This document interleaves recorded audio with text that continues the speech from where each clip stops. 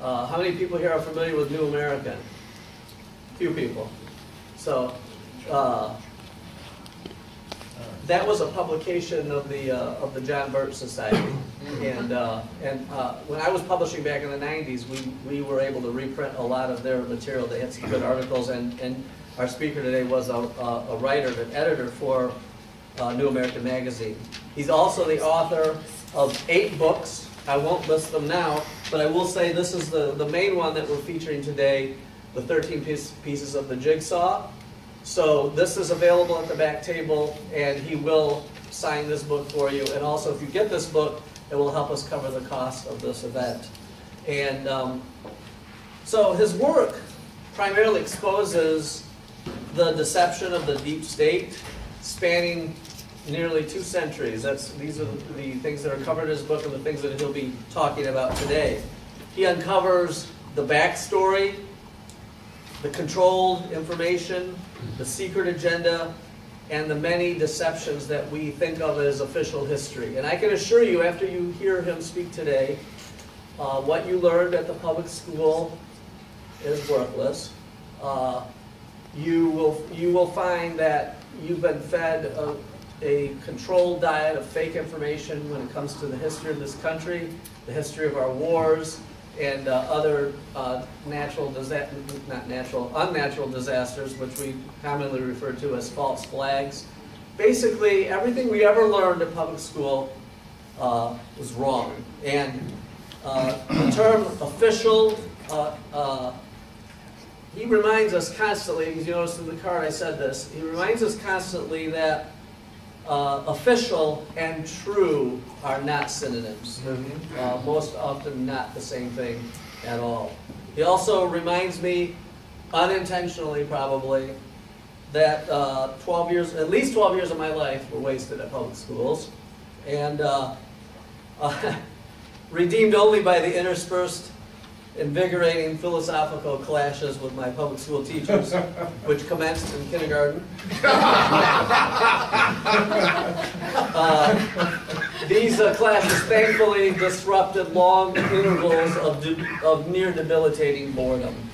So we're all lucky to be alive after that experience. Amen. Yes, so this is the book that you were never assigned to read in the public schools. It's literally, you probably would be expelled and thrown out of the building for having this book at a public school. So don't leave this room today without getting this book. And then now, for the lecture you were never allowed to hear in any public school classroom or any university classroom, a much sought after broadcast guest who has appeared on hundreds of shows and podcasts, and again is the author of 8 books. Please welcome our October 2024 speaker, Mr. James Perloff.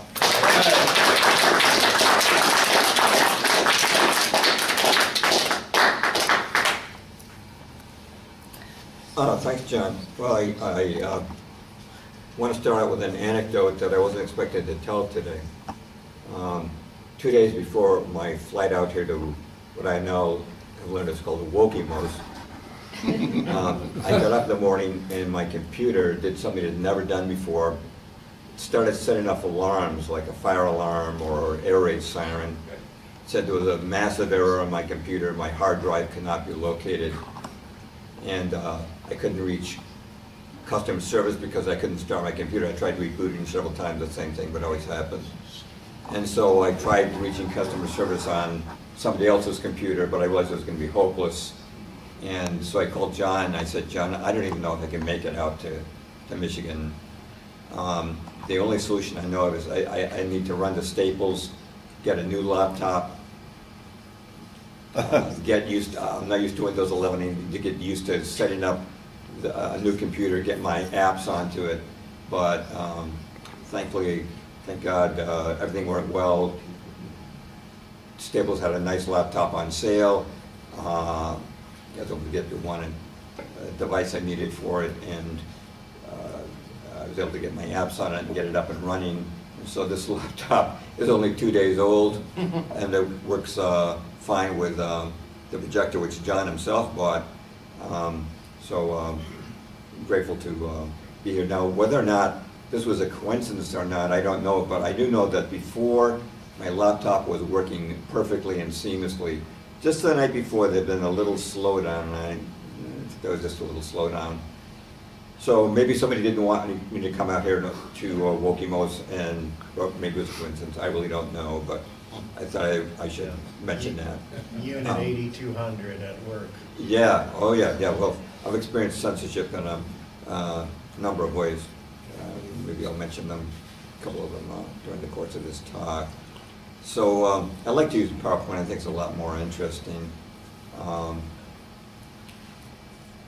When John first asked me to come out here, I mentioned to him that last year I did a PowerPoint on the history of the New World Order in America.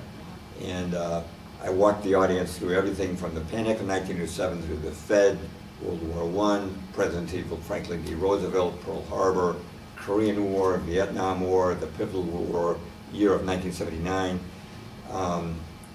the Gulf War of 91, 9/11 and all the anomalies associated with that, the wars that followed it, COVID, climate change restrictions, and of course the control of media and politicians. And that talk is on Rumble and it lasts for 2 hours and 15 minutes with a break in the middle. And I said, well, John, maybe give a condensed version. But I looked, I said, no, it's already so condensed that if I tried to put it into 1 hour, which is about what I'll have here today before Q&A, it'll be impossible. So I decided to, what I would do today is focus on world wars, because there's a lot of talk about a third world war, and I thought that the best thing to do would be to talk about the first two world wars and the deceptions that brought America into those conflicts, the continuity that existed between those wars, and the continuity they have to today, what's going on today, and the possibility of a third world war today. So before we start on the world wars, there's several concepts I want to mention. I'm sure just about everybody here knows these, but I'm just going to mention these concepts briefly because they help glorify the orchestration of the wars. And the first thing is that America is controlled by an oligarchy that conceals itself behind the facade of democracy. Now, there was a great financial writer back in the almost a century ago named Ferdinand Lundberg, and he wrote for the Wall Street Journal and a lot of other publications. He said this, quote, "The United States is owned and dominated today by a hierarchy of its 60 richest families. These families are the living center of the modern oligarchy which dominates the United States. Discreetly under a democratic form of government behind which a de facto government, actual government, absolutism, plutocratic has gradually taken form. This de facto government actually is the government of the United States, informal, invisible, shadowy. It's a government of money and a dollar democracy." End quote. And I wrote that 87 years ago in the book America's 60 Families.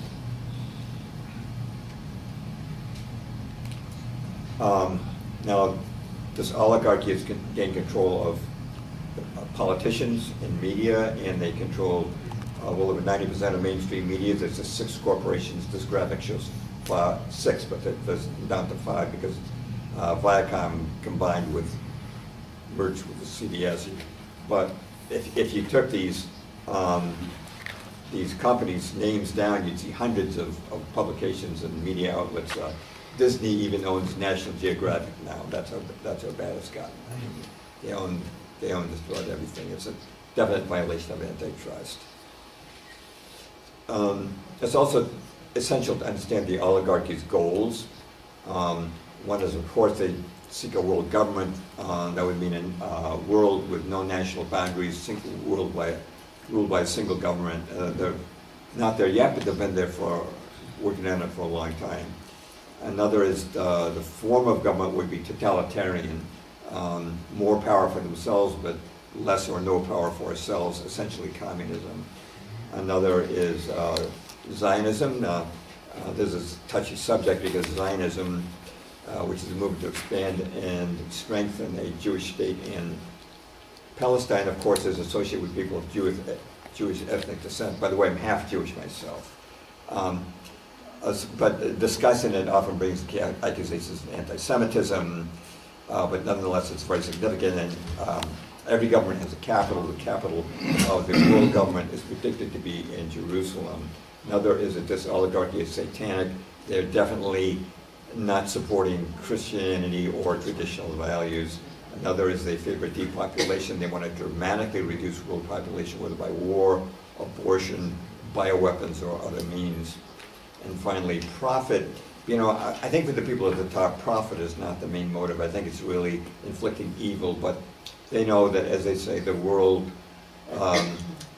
money makes the world go round, and they know that with enough money they can buy journalists and politicians. Having said that, let's go to the world wars, and let's start with World War I. Now, what was the deception that brought America into World War I? The principal event was the sinking of the Lusitania on May the 7th, 1915. It didn't result in an immediate declaration of war by America, but it was the chief in a series of pretexts that got us there. In 1915, World War I was underway. Britain was at war with Germany. America was still neutral. The Lusitania was a British ocean liner sunk by a German submarine off the south coast of Ireland. There were 1,200 people killed, including 128 Americans.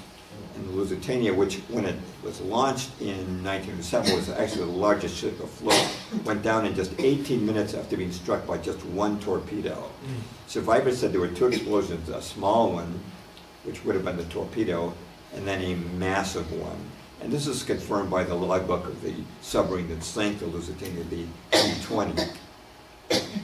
This is followed by a tremendous, relentless propaganda campaign to the public, showing that the Lusitania was just sunk by out of wanton desire for slaughter, and there was even a false claim that school children in Germany were given a holiday to celebrate the sinking. But why did the Germans sink the Lusitania? Well, during World War I, my clicker's not always working. Like I said, there's a brand new laptop. The British Navy was blockading the North Sea. And a lot of people don't know this, but the German Navy never even left the North Sea during World War I. It's because the Royal Navy was so superior they couldn't get past the blockade, except the U-boats. They could sneak by. And they were using the U-boats to sink Allied shipping as retaliation for the British blockade. I should mention that several 100,000 Germans died from starvation due to the blockade. Now, when the war began, the U-boats would observe what they called the cruiser rules, which have been established at international conventions. And so before they sank a ship, they would surface, warn the ship. They would allow the ship's crew or passengers to escape in lifeboats, and then they would sink the ship. But this changed dramatically due to unilateral new rules instituted by the then head of the British Admiralty, Winston Churchill. And the British began arming their merchant ships. And as British historian Colin Simpson wrote in his book, The Lusitania, quote, "From October 1914 onward, a steady stream of inflammatory orders were issued to the masters of British merchant ships. It was made an offense to obey U-boats ordered to halt. Instead, masters must immediately engage the enemy either with their armament if they possessed it, or by ramming if they did not. Any master who surrendered his ship was to be prosecuted in civil war," end quote. Now the Germans really faced a dilemma here. As warships, submarines are very fragile. You know, just one shot from a low caliber gun, a cannon, could sink a U-boat. By the time of the Lusitania incident, several German U-boats had been sunk in this way. And although U-boat captains were sometimes willing to observe discretion, most were unwilling to surface and risk being destroyed by observing the international rules which Winston Churchill himself had first abandoned. Now Churchill wrote to the president of the World Board of Trade, Walter Runciman, that it is, quote, "most important to attract neutral shipping to our shores in the hopes especially of embroiling the United States with Germany. In his post-war book, The World Crisis, Churchill wrote this: "The maneuver which brings an ally into the field is as serviceable as that which wins a great battle. The first British countermove made on my responsibility in 1915 was to arm British merchantmen to the greatest extent possible with guns of sufficient power to deter this U-boat from surface attack. As the U-boats were forced by the progressive arming of the British mercantile marine to rely increasingly on underwater attacks, they encountered a new set of problems, dangers. The submerged U-boat with its defective vision, meaning a periscope, ran the greatest risk of mistaking neutral for British vessels and thus of drowning neutral crews and thus of embroiling Germany with the other great powers." And by the way, if you'd like citations for any of my quotes, most of them are right on the slides, but you'll also find them on my free articles on my website, jamesperloff.net. I have articles on the Lusitania and Pearl Harbor there, and those are also in chapters in my book, 13 chapters of the Jigsaw, which is on sale here today. Now, to Churchill's disappointment, U-boats scrupulously avoided attacking American ships, so Churchill went to Plan B. Plan B was, let's have the Germans sink a British ship with Americans on board. Now, this required coordination on both sides of the Atlantic. The American president at that time was Woodrow Wilson. 1913, his first year in office, saw passage of both the Federal Reserve and the income tax, both of which measures would serve the oligarchs very well. I should mention that when Wilson was elected president, he had only 1 year of political experience as governor of New Jersey, and getting elected was only a miracle that the oligarchy could achieve. Now, let's talk about foreknowledge that the Lusitania was going to be sunk. Our ambassador to England under Wilson was a militantly pro-British Walter Hines Page. Now, during his tenure, he was given a private stipend of $25,000 a year, which would be well over $500,000 in today's dollars. He got this from Cleveland Dodge, a munitions magnate, so that he could live in, quote, proper ambassadorial style. But in realistic talk, we call this a bribe. Now, on May the 2nd, 1915, just 5 days before the Lusitania was sunk, Page wrote this to his son: "If a British liner full of American passengers be blown up, what will Uncle Sam do? That's what's going to happen." Wow. But there's more. Now, Edward Mandell House was Woodrow Wilson's top unofficial advisor. He held no cabinet post, but he lived right in the White House, acting as liaison between Wilson and the bankers, especially banker Bernard Baruch.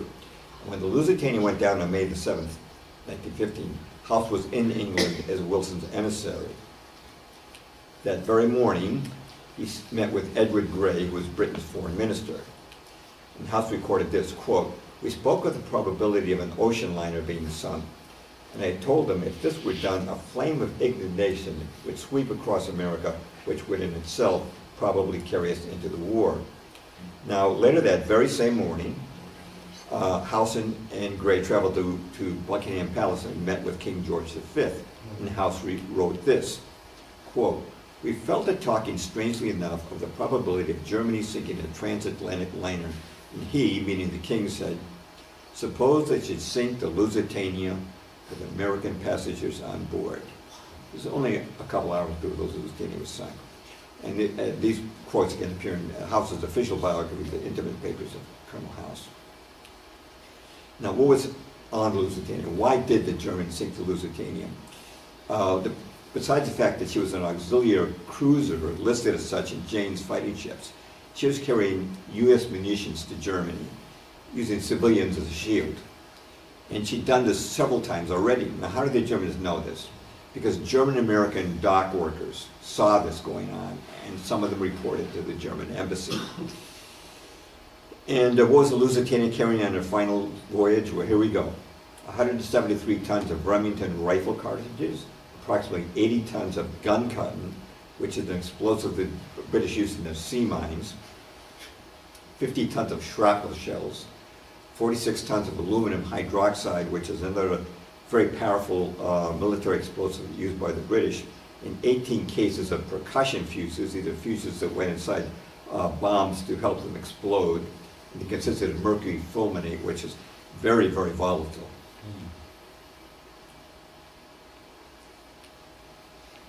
Now the Germans could not allow these munitions to reach Germany because if they did, they would be used to kill, I'm sorry, to reach England, because if they did, they would be used to kill German soldiers, just as the Royal Navy was preventing munitions from reaching Germany.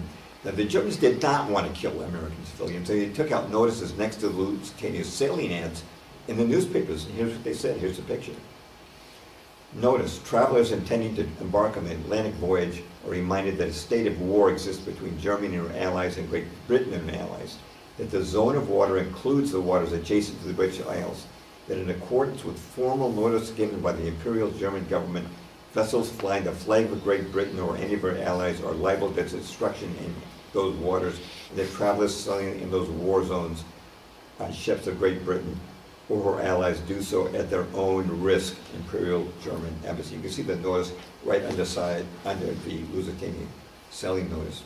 So Americans who wanted to sail to Germany safely could do so simply by sailing on American ships or that of any neutral country. So why weren't these notices heeded? Because an officer in the U.S. State Department ordered that they be suppressed. Now when the Germans learned of this, they personally appealed to the American Secretary of State, William Jennings Bryan, who, by the way, was a very good man. And he immediately cleared the notice of publication, but now it's getting late. And Bryan said to President Wilson, please warn Americans. He refused to do so. He was always on the banker's puppet strings. Now this is Senator Bob La Follette, who was very much like the Ron Paul of his day, because he's a good man. He's an honest congressman, honest senator. Here's what he said in 1917. 4 days before the Lusitania sailed, President Wilson was warned in person by Secretary of State Bryan that the Lusitania had 6 million rounds of ammunition on board besides explosives, and the passengers who proposed to sail on that vessel were sailing in a violation of a statute of this country, that no passengers should travel upon a railroad train or sail upon a vessel that carries dangerous explosives. So how did the oligarchs react? They told their friends in Congress, impeach La Follette. And a campaign was underway in the Senate to do that, but it was stopped because former Secretary of State, who resigned over all this, came forward and confirmed that everything Senator La Follette had said was true. Now, question, how did the British know in advance that the Lusitania was going to be sunk? I gave you those quotes before. A couple of factors to consider. First of all, British intelligence had cracked Germany's naval codes. Secondly, they knew that a U-boat was very active in that very area. It had sunk 2 ships the very previous day.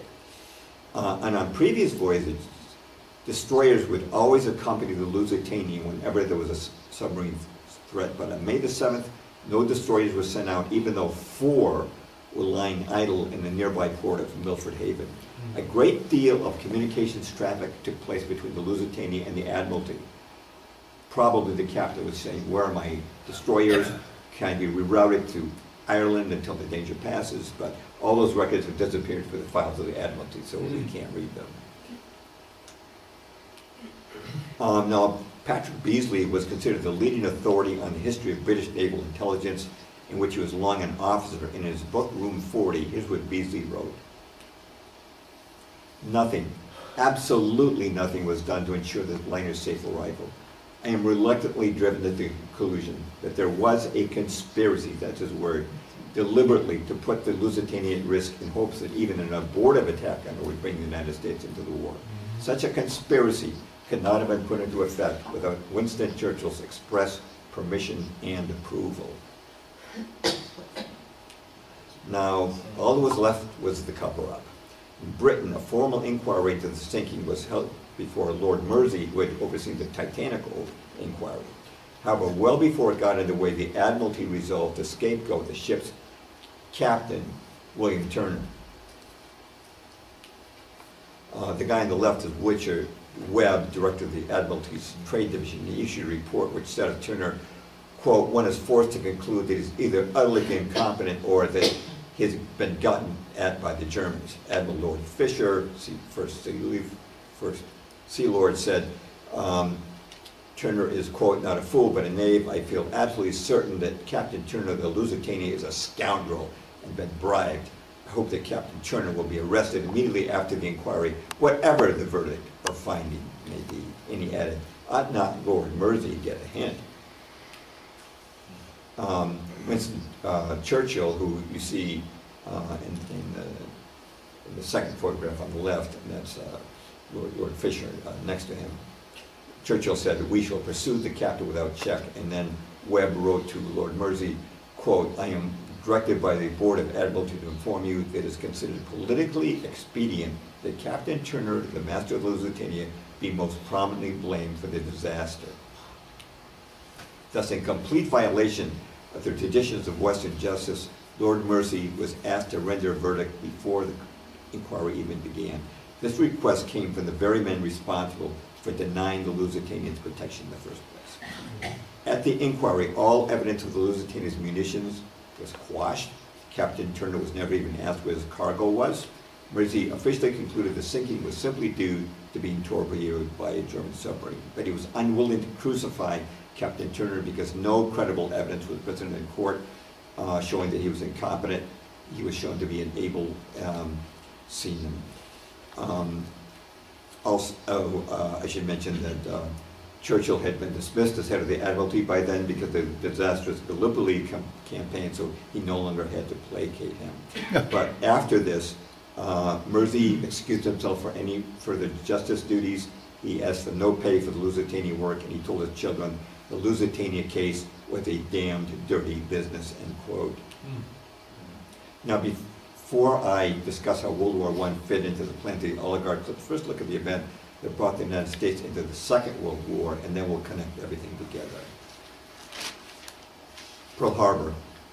Morning of December 7th, 1941, of course, Japanese planes launched from aircraft carriers attacked the American fleet in Hawaii, sinking and heavily damaging 18 ships, including 8 battleships, destroying almost 200 planes, and killing over 2,000 servicemen.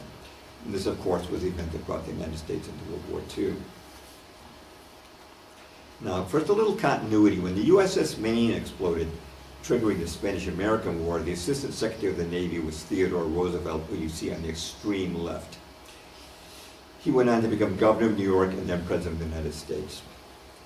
And when the Lusitania exploded, the Assistant Secretary of the Navy was his cousin, Franklin D. Roosevelt, who you see on the extreme right of that first photo. He went on to become governor of New York and then President of the United States. And then when Pearl Harbor happened, Franklin D. Roosevelt had become president, and Winston Churchill was now Prime Minister of Britain, so both of them were now heads of state. And just as Woodrow Wilson had been guided by an unofficial advisor, Edward Mandell House, who lived in the White House and represented Bernard Baruch, Franklin D. Roosevelt was also guided by an unofficial advisor, Harry Hopkins, who also lived in the White House and also represented Bernard Baruch. Roosevelt also emulated Wilson by plotting with the British government to try to generate an incident comparable to the Lusitania. Roosevelt began supplying munitions to Britain, and British convoys were escorted by American destroyers and began depth charging German U-boats. I'm going to quote Admiral Karl Dönitz, commander of Germany's U-boat fleet. Quote, a 300-mile safety zone was even granted to America by Germany when international law called for only a 3-mile zone. I suggested minefields at Halifax around Iceland, but the Fuhrer rejected this because he wanted to avoid conflict with the United States. They wanted no repeat. When American destroyers in the summer of 1941 were ordered to attack German submarines, I was forbidden to fight back. I was thus forced not to attack British destroyers for fear there might be some mistake. Now, after being pursued by the USS Greer for more than 3 hours, the German submarine used 652 fired a torpedo, but did not hit the Greer. And then you can hear this on YouTube. Roosevelt gave a bedside chat, 8 minutes long, over 8 minutes long, bewailing this as an unprovoked attack. He said the Greer was just minding its own business, delivering mail. You know what? Not even another Lusitania would have motivated the American people to go to another European war. They knew they'd been lied to about World War I. They said it would end all wars. It didn't. They said it would make the world safe for democracy. It didn't. And the truth about the Lusitania had begun to come out. So Roosevelt realized it was going to take more than a Lusitania to get America into the war. It was going to take a whole group of Lusitanias. And the cautious Germans weren't going to give him that. It could only come from Germany's Axis partner, Japan, as Interior Secretary Ickes put it to Roosevelt in 1941. Quote, for a long time I believed that our best entrance into the war would be by way of Japan. Secretary of War Henry Stimson, member of the Council of Foreign Relations in Skull and Bones, said in his diary in a meeting with the President in the autumn of 1941, quote, we face the delicate question of the diplomatic fencing to be done so as to be sure that Japan is put into the wrong and makes the first bad move, overt move. The question was how we should maneuver them into the position firing the first shot. Now, I'll give you a couple of quotes that might surprise you. This first is from Russell Grenfell, British historian, former captain in the Royal Navy. He said this in 1952. No reasonably informed person can now believe that Japan made a villainous, unexpected attack on the United States. An attack was not only fully expected, but actually desired. It is beyond doubt that President Roosevelt wanted to get his country into war, but for political reasons was most anxious to ensure that the first act of hostility came from the other side. For which reason he caused increasing pressure to be put on the Japanese to a point that no self-respecting nation could endure without resort to arms. Japan was meant by the American president to attack the United States. Another quote is from Oliver Littleton, who was British Minister of Production, in his visit to the American Chamber of Congress in London on June the 20th, 1944. America provoked Japan to such an extent that the Japanese were forced to attack Pearl Harbor. It is a travesty on history ever to say that America was forced into war. I could give you other quotes like that, but moving on, there are three basic things to know about Pearl Harbor. Number one, why was the fleet in Pearl Harbor? You know, why wasn't it on its usual berth on the American West Coast? Answer, President Roosevelt put it there. Now, this is the U.S. fleet commander at that time, Admiral J.O. Richardson. He was so outraged by Roosevelt's decision, he flew to Washington to meet with him and to protest it. He gave him a litany of reasons not to put the fleet in Pearl Harbor. Number one, Pearl Harbor is in the middle of the ocean. It can be surprise attacked for 360 degrees. But if you keep it on the West Coast, it can't be surprise attacked. Any attackers would meet lots of commercial shipping first. Also at Pearl Harbor, the fleet was boxed together like sardines. If a bomb missed one ship, it might hit the ship next to it. In Hawaii, oil and other supplies had to be brought across 2,000 miles, over 2,000 miles of Pacific. Pearl Harbor didn't have adequate dry docks, ammunition storage facilities or fuel storage facilities, didn't have enough tugboats. The fleet could have maintained on a superior war fleet on the West Coast. Also, basing the fleet in Hawaii would separate 20,000 sailors from their families, which would be bad for morale. And yet other reasons. Roosevelt could not rebut these objections. He simply said that having the fleet there would exert, quote, a restraining influence in the actions of Japan. Well, guess what? As of December the 7th, 1941, everyone knew it did not exert a restraining influence on Japan. Yet after this meeting, President Roosevelt fired Richardson as fleet commander. Nevertheless, to this very day, mainstream historians blame the Navy, not Franklin D. Roosevelt, for the attack. Number two, why did the Japanese attack Pearl Harbor? What was their reason, the actual reason? Now, the American public was told because Japan wanted to conquer the world. Americans were subjected to a stream of propaganda depicting Japan is bent on world conquest, even though it's smaller than Montana. Now, in the wartime government-produced film, Our Enemy the Japanese, which you can watch on YouTube, the narrator, Joseph Grew, Council of Foreign Relations, told the public the Japanese believe it is, quote, the right and destiny of Japanese emperors to rule the whole world, to destroy all nations and peoples which stand in the way of its fulfillment. Their national dream is to see Tokyo established as a capital of the world. World conquest is their national obsession. End quote. The Grew said these things without giving any evidence to support it. If you watch the movie, you just see Japanese getting on the subway trains and eating food with chopsticks. That's what you see. Okay. Now, as proof of Japan's conquest of the world plan, the American press played at the fact that Japan had sent troops into Manchuria, northern China, in the 1930s. But what they didn't mention was before that happened, the Soviets had conquered Xinjiang, northwestern province of China, and also had moved into Outer Mongolia. And no Japanese troops set foot in China before that happened. And this is Dr. Anthony Kubik, who's chairman of the history of the department at the University of Dallas, and here's what he wrote in his book, How the Far East Was Lost.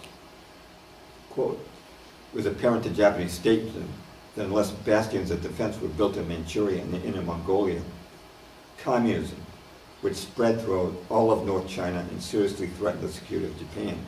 But the Department of State seemed not to regard Japan as a bulwark against Soviet expansion into North China.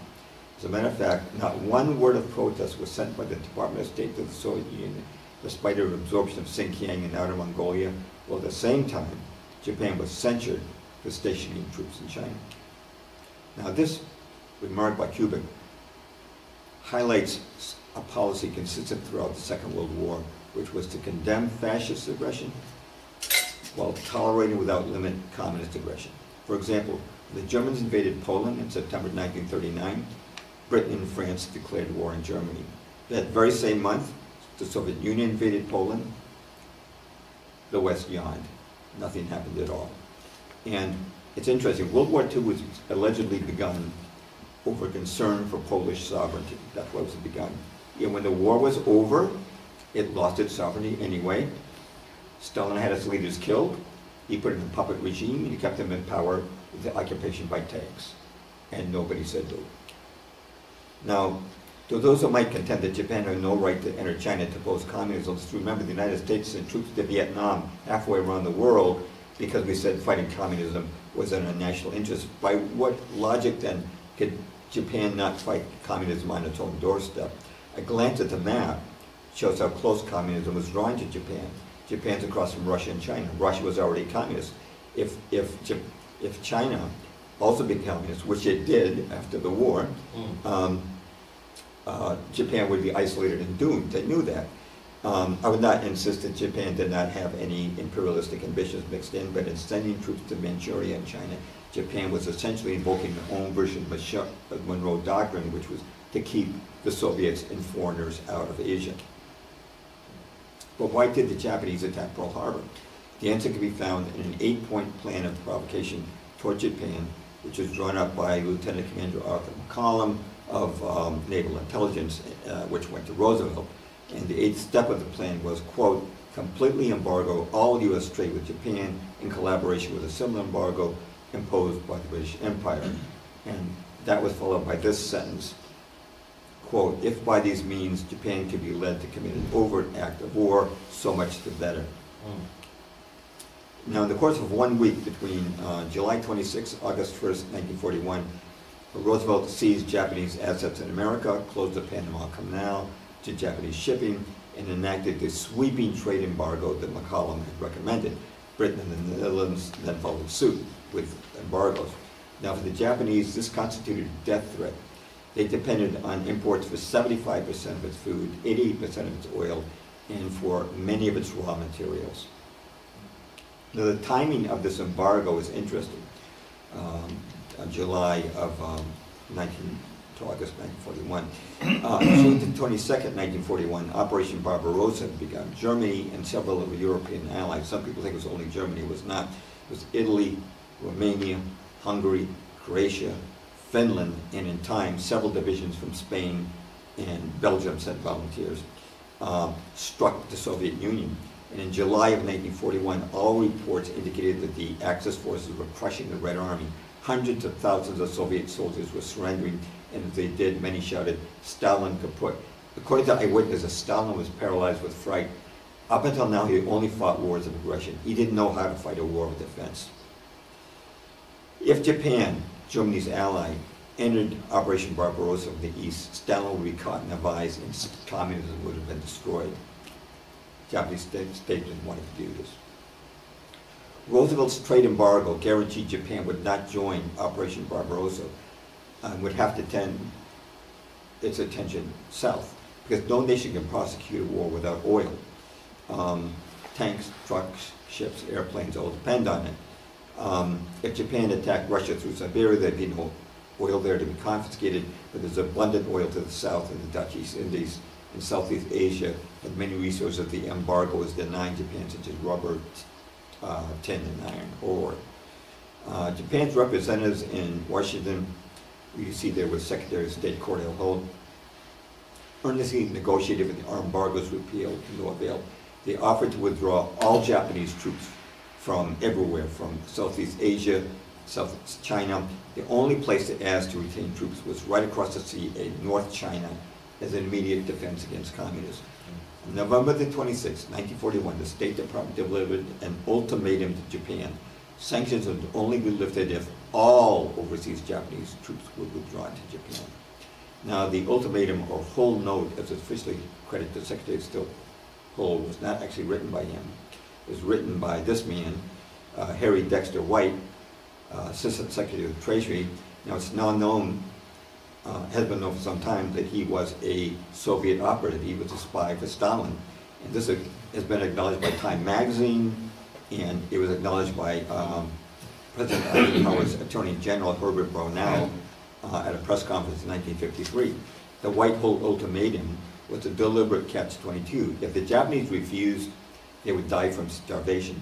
If they complied and brought all troops back in, communism would sweep China exactly as happened after the war, resulting in communist China. The Japanese would thus give a two-headed coin. You can die by starvation or die by communism. It said, if your only choice you're going to give us is to die, we're going to have to fight. But how did Washington know about the Pearl Harbor attack? Just as with the Lusitania, high officials had full foreknowledge of the Pearl Harbor attack. Well, part of that came from many individuals, intelligence personnel, military officers, both foreign and domestic, and members of Congress. Some examples would include Joseph Grew, our ambassador to Japan, J. Edgar Hoover, director of the FBI. He got his information from Dusko Popov, who was a Yugoslavian double agent. Brigadier General Elliot Thorpe was the U.S. military advisor, observer in Java, which is controlled by the Dutch. Colonel F.G.L. Weijerman, who was the Dutch military attaché in Washington. Senator Guy Gillette and Congressman Martin Dice, who also received warnings about the attack, who were told by Roosevelt, in the interest of national security, don't tell anyone. I elaborate on these individuals in my book and on my online articles, but I'll skip the details. But today we'll concentrate on the cracking of Japan's codes. The Japanese used a diplomatic code called Purple to communicate to their embassies and major consulates throughout the world. Its complexity required them to be enciphered and deciphered by machine. Now, the Japanese thought that this code was unbreakable. But in 1940, talented U.S. cryptanalysts cracked the code and devised facsimiles of the Japanese machine. So as a result, U.S. intelligence was reading Japanese diplomatic messages often on a same-day basis. Copies of the deciphered text were properly delivered in locked pouches to select individuals. This included President Roosevelt, Secretary of State Cordell Hull, Secretary of War Henry Stimson, Army Chief of Staff General George Marshall, Chief of Naval Operations Admiral Harold Stark. Copies also went to Harry Hopkins, FDR's shadow advisor, who held no cabinet position, and if he read it, you can be sure that Bernard Baruch was reading it. But guess what? Copies were not sent to our commanders in Hawaii, Pacific Fleet Commander Admiral Husband Kimmel, or our Army Commander General Walter C. Short. And what did these intercepts reveal? They revealed that Tokyo had ordered its consulate in Hawaii to divide Pearl Harbor into 5 areas, and on a frequent basis to report the exact location of each ship in dock. Now, nothing's unusual about a spy reporting ship movements, but when spies are reporting the exact locations of each ship, the obvious implication is that they're targeted for destruction. Don't you think Hawaiian commanders should have known about this? We did not tell them. On November the 29th, 3 days after the ultimatum, Japan's envoys in Washington were told eruption negotiations was inevitable, but Japan's leaders, quote, do not wish to give you the impression that negotiations have broken off.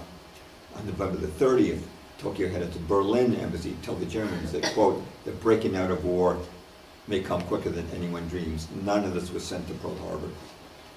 We even intercepted Japan's actual declaration of war, 13 parts of that 14-part message, on December the 6th, the day before the attack.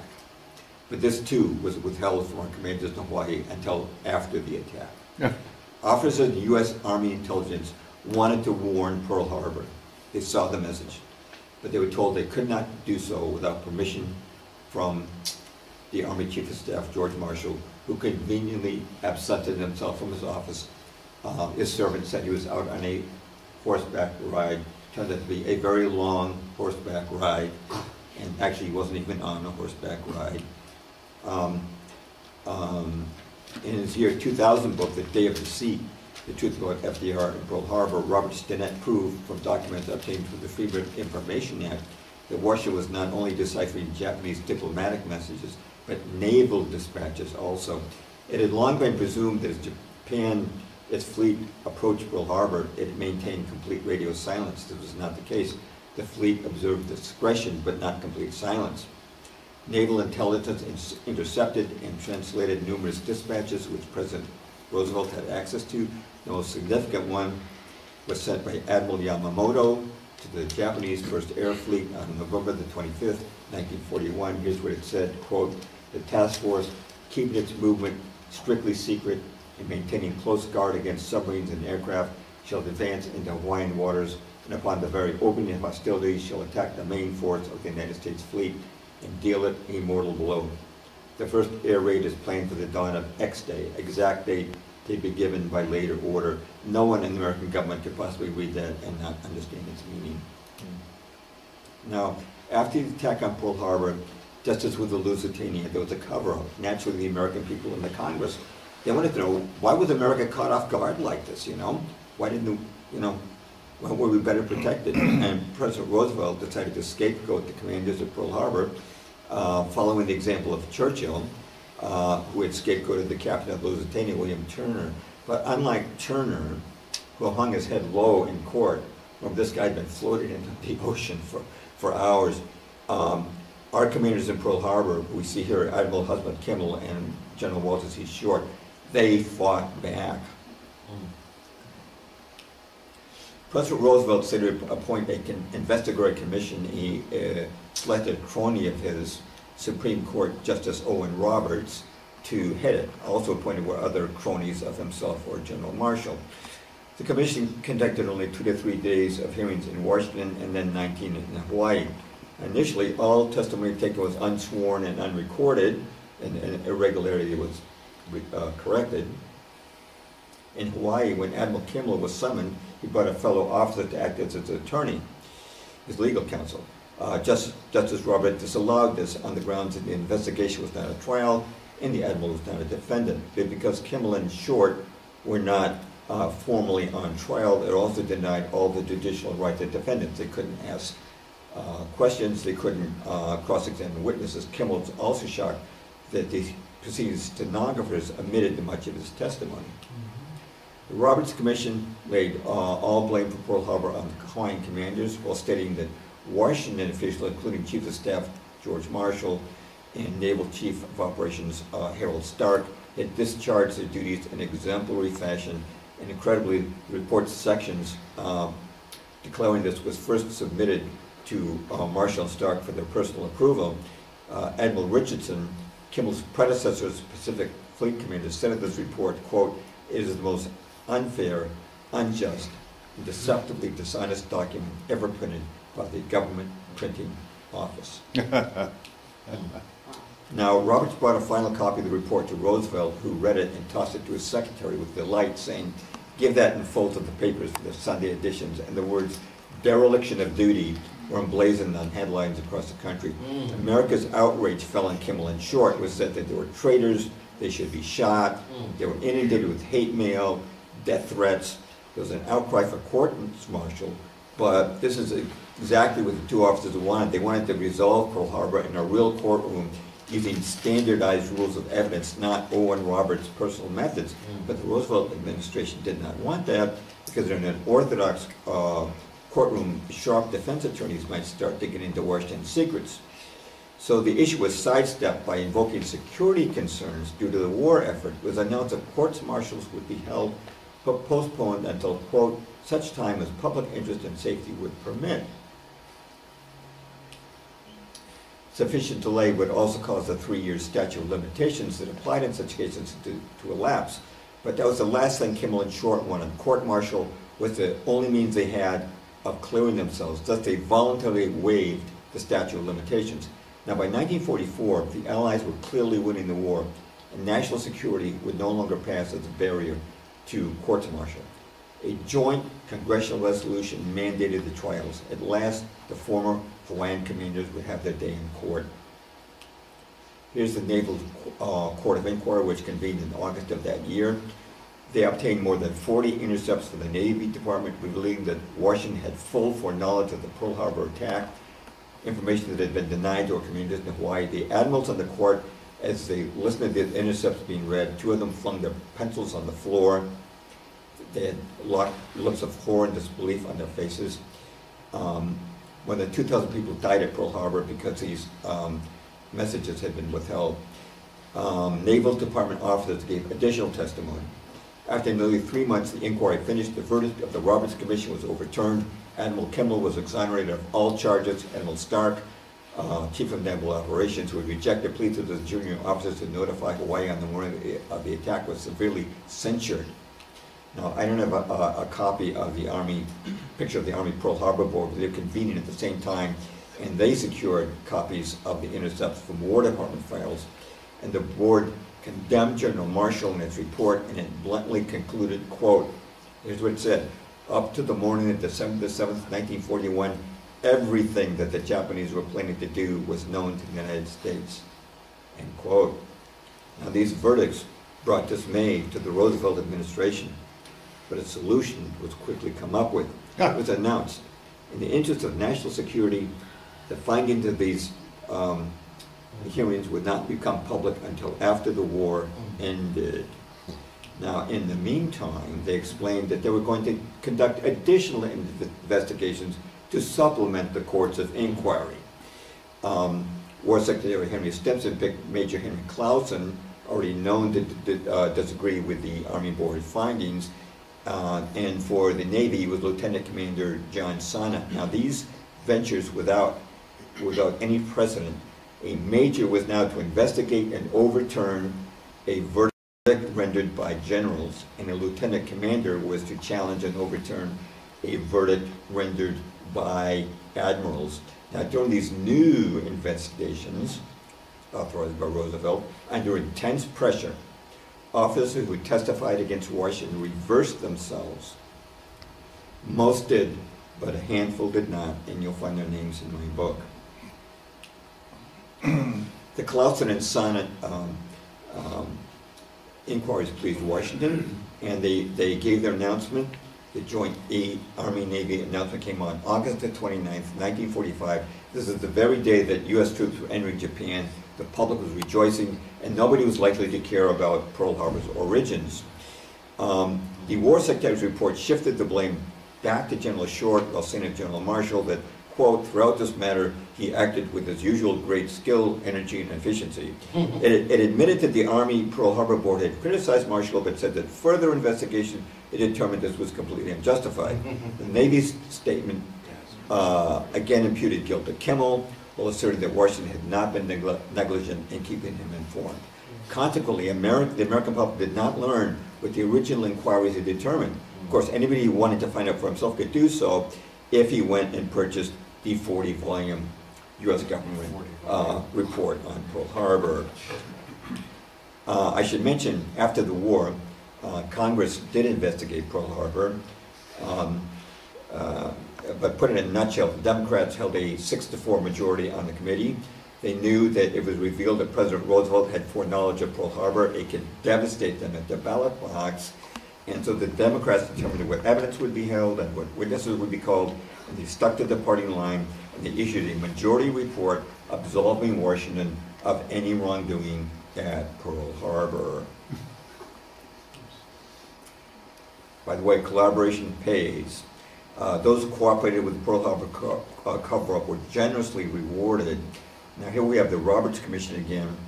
January 1942, the same month that he signed the commission's report, Brigadier General McNarney, who was on Marshall's staff, he was promoted to Major General, and then to Lieutenant General, then to Full General, and then after the war he became Commanding General of all occupation forces in Germany. Next to him is Admiral Stanley. After signing the report, he received the Distinguished Service Medal, and the following month, April 1942, was appointed ambassador to the Soviet Union. Justice Roberts is in the middle. To our right from him is Rear Admiral Reeves. After signing the report, he was advanced to Full Admiral. As was pointed out, quote, his eminent and conspicuous service during the Spanish-American War his gallantry was discovered by Roosevelt 40 years after the fact. He was long retired. And Frank McCoy is on the right. He became chairman of the Far Eastern Commission, which settled Japan's aftermath after the war. Also, General Marshall, who went on that supposed long horseback ride, he was made America's first 5-star general. That designation had never previously existed. Subsequently, he was made Secretary of State, Secretary of Defense. These were critical times. Secretary of Defense during the Korean War. His Chief of War Plans, you see next to him, Brigadier General Giroux. He was made a Lieutenant General and Commander of the 15th U.S. Army.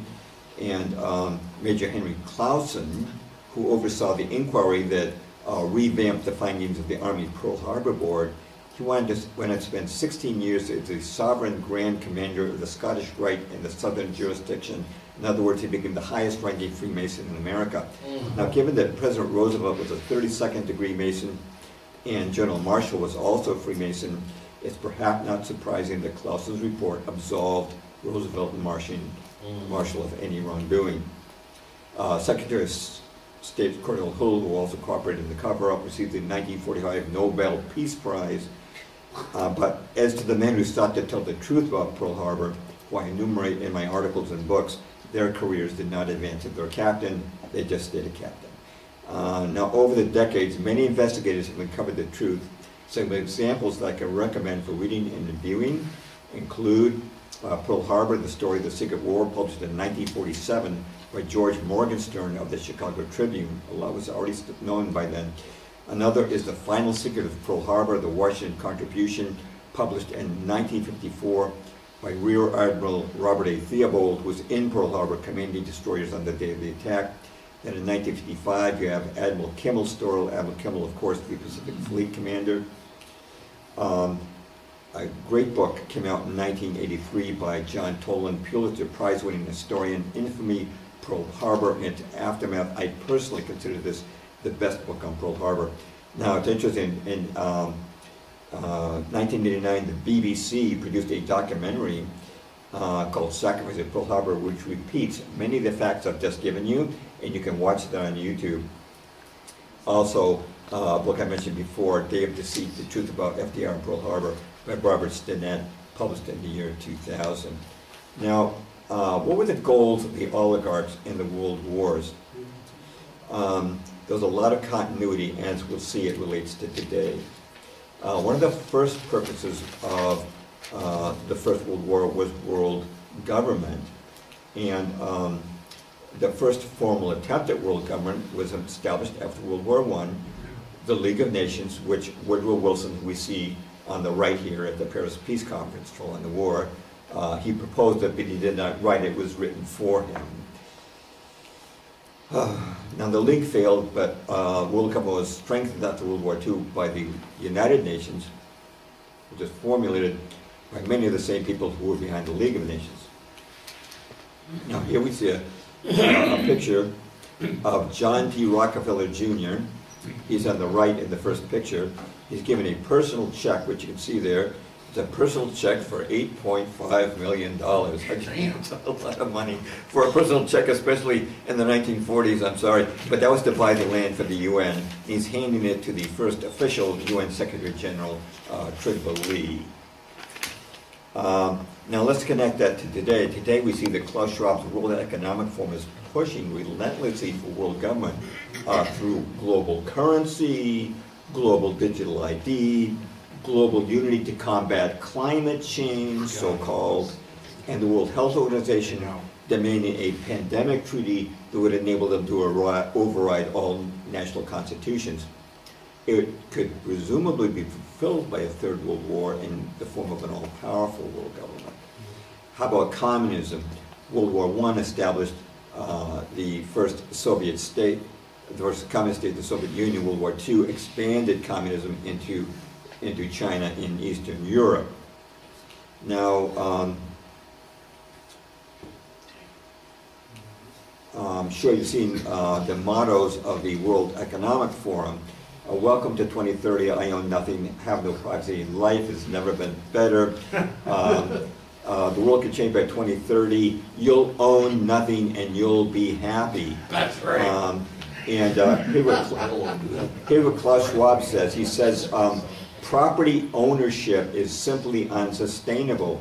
Now to give this added relevance, do you know what Karl Marx's definition of communism was? Here's what he said, quote, "The theory of communism may be summed up in one sentence: abolish all private property." That's exactly what the World Economic Forum is calling for. Right. Now, they won't use the word communism because that's got negative connotations now, but that's just semantics. What they're still talking about is communism, but of course you know that in practice, guys like Bill Gates and Klaus Schwab are not talking about taking away their private property, they're talking about your private property. That's right. Get rid of that. Another factor is, of course, Zionism. World War I generated the Balfour Declaration, by which the British government, in exchange for bringing America into the war, on Britain's side, guaranteed Lord Walter Rothschild and the Zionist Federation that Britain would seize Palestine as a Jewish homeland, even though Britain had never been in Palestine. The Ottoman Turks had controlled Palestine for 400 years before that. Britain had no place there. World War II, of course, led to the actual establishment of the political state of Israel. World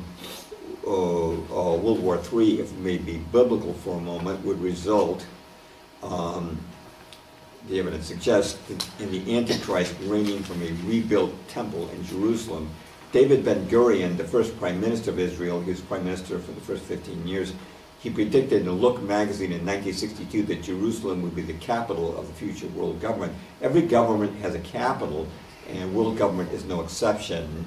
The unqualified support the United States has given Israel since its founding in 1948 can be certainly traced to this Zionist part of the globalist plan of world domination.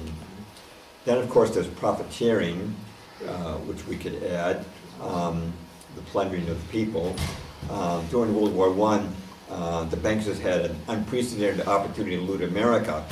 Now, prior to the declaration of war, J.P. Morgan and company loaned $2 billion to the Allies, so needless to say, they had a vested interest in an Allied victory. After the declaration of war, Americans were urged to fund the war by buying government bonds, what they call Liberty loans. You see the woman on the right holding her baby, she's begging for help, right? But the American public wasn't told this, but out of the first Liberty loan, $400 million went directly to J.P. Morgan and Company to satisfy them for debts owed them by Great Britain.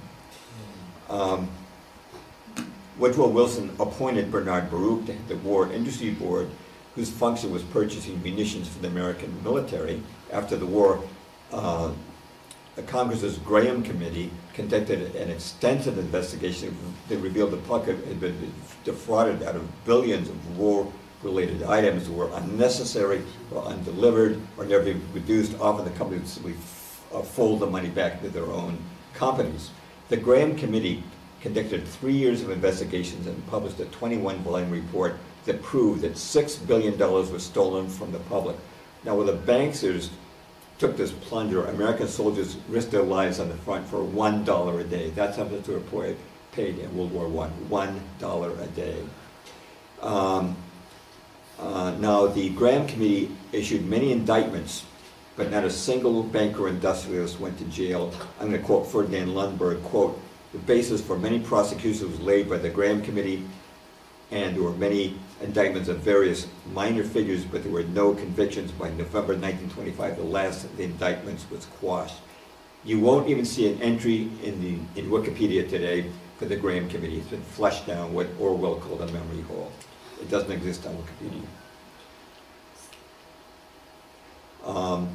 As to World War II, there was more war profiteering, but this time they allowed no congressional investigation. And you could be sure it would continue into World War III. It would be business as usual. As they say, the rich get richer and the poor get poorer. Another thing is the destruction of civil liberties. During World War I, civil liberties were crushed when Congress passed the Espionage of 1917. Now, an interesting thing about the Espionage of 1917, no spy was ever arrested as a result of, or found as a result of that act. But many people were sentenced up to 20 years in prison for simply opposing the war. A similar process happened during World War II with what they call the Great Sedition Trial, and of course the confining of American citizens, Japanese descent to internment camps. But today it's worse than ever when people are being penalized on social media just for presenting alternative views, or jailed without due process, like the J6 people, even though they were just somewhere in the vicinity and they committed no crime and they've been given no due process. And our civil liberties have been progressively restricted by the Patriot Act following 9/11, then by the COVID lockdowns, and now by climate change restrictions. Every time there's a new normal, it takes away more freedom. After the Third World War, there probably would be no civil liberties. Well, that kind of completes my slides, but I still have a few comments. I won't need the lights, I don't think. You can, well, I guess you could put one light on because we don't need to light up the screen now. On the switch over there where you see the blue pieces of tape, just that one. Just flip that light up, yeah, just give me a little more light. There you go. I just have a few written notes. There you go. Because I don't have slides of the future. So we're going to take questions. He's still talking. I'm still talking. Oh, you are still Yeah, talking? for Okay. just a couple minutes. You talk too much. Yeah. I'm just kidding. Just kidding. Oh, actually, I haven't talked so much. Well, we start a little bit late. I'll use that as I've anticipated one question I might be asked today is this: if a world war came today, what form would it take, and what would be the false flag that would start it? And one thing I've learned is it's very, very dangerous to try and predict the future because there's so many variable things that can happen. And it's so much easier to be wrong than right when you're trying to predict the future. But let's consider some scenarios that are not very unlikely. We can see that Israel is bombing not only Gaza, but Lebanon and Syria. They've been dropping missiles into Iran. The U.S. has sent its carrier force to the Middle East. We've sent over 40,000 U.S. troops there with more on the way. And at the same time, Ukraine has been making, with NATO help, incursions into Russia. Either one of these conflicts could involve the United States in a world war, along with our NATO allies, and that could draw China and other allies of Iran and Russia into a world war. And the overriding question of whether a global war would be nuclear or conventional, and to me, I think it's unlikely that they would want an all-out nuclear war because they've invested so much in infrastructures like 5G, surveillance systems, electric cars, and it's like they would destroy all this infrastructure that they've spent so much money on it. But it occurs to me that perhaps a very limited exchange of missiles, such as occurred in the movie Fail Safe, where one American city was destroyed and one Russian city, and then they called, well, something like that could possibly frighten the whole world into accepting a world government. As to the false flag that would actually initiate a global war, that's completely unpredictable. But other than speculate, they would be blamed on our enemies, either Iran or Russia. Another possibility, which I consider perhaps not unlikely, would be some kind of war carried out by the millions and millions of illegal immigrants which have been flowing without restriction into this country for the last few years. Now, most of you know, most of them are young men of military recruiting age, very few women, elderly, and children, and they constitute a virtual army. Now, there has to be a reason why this is being done.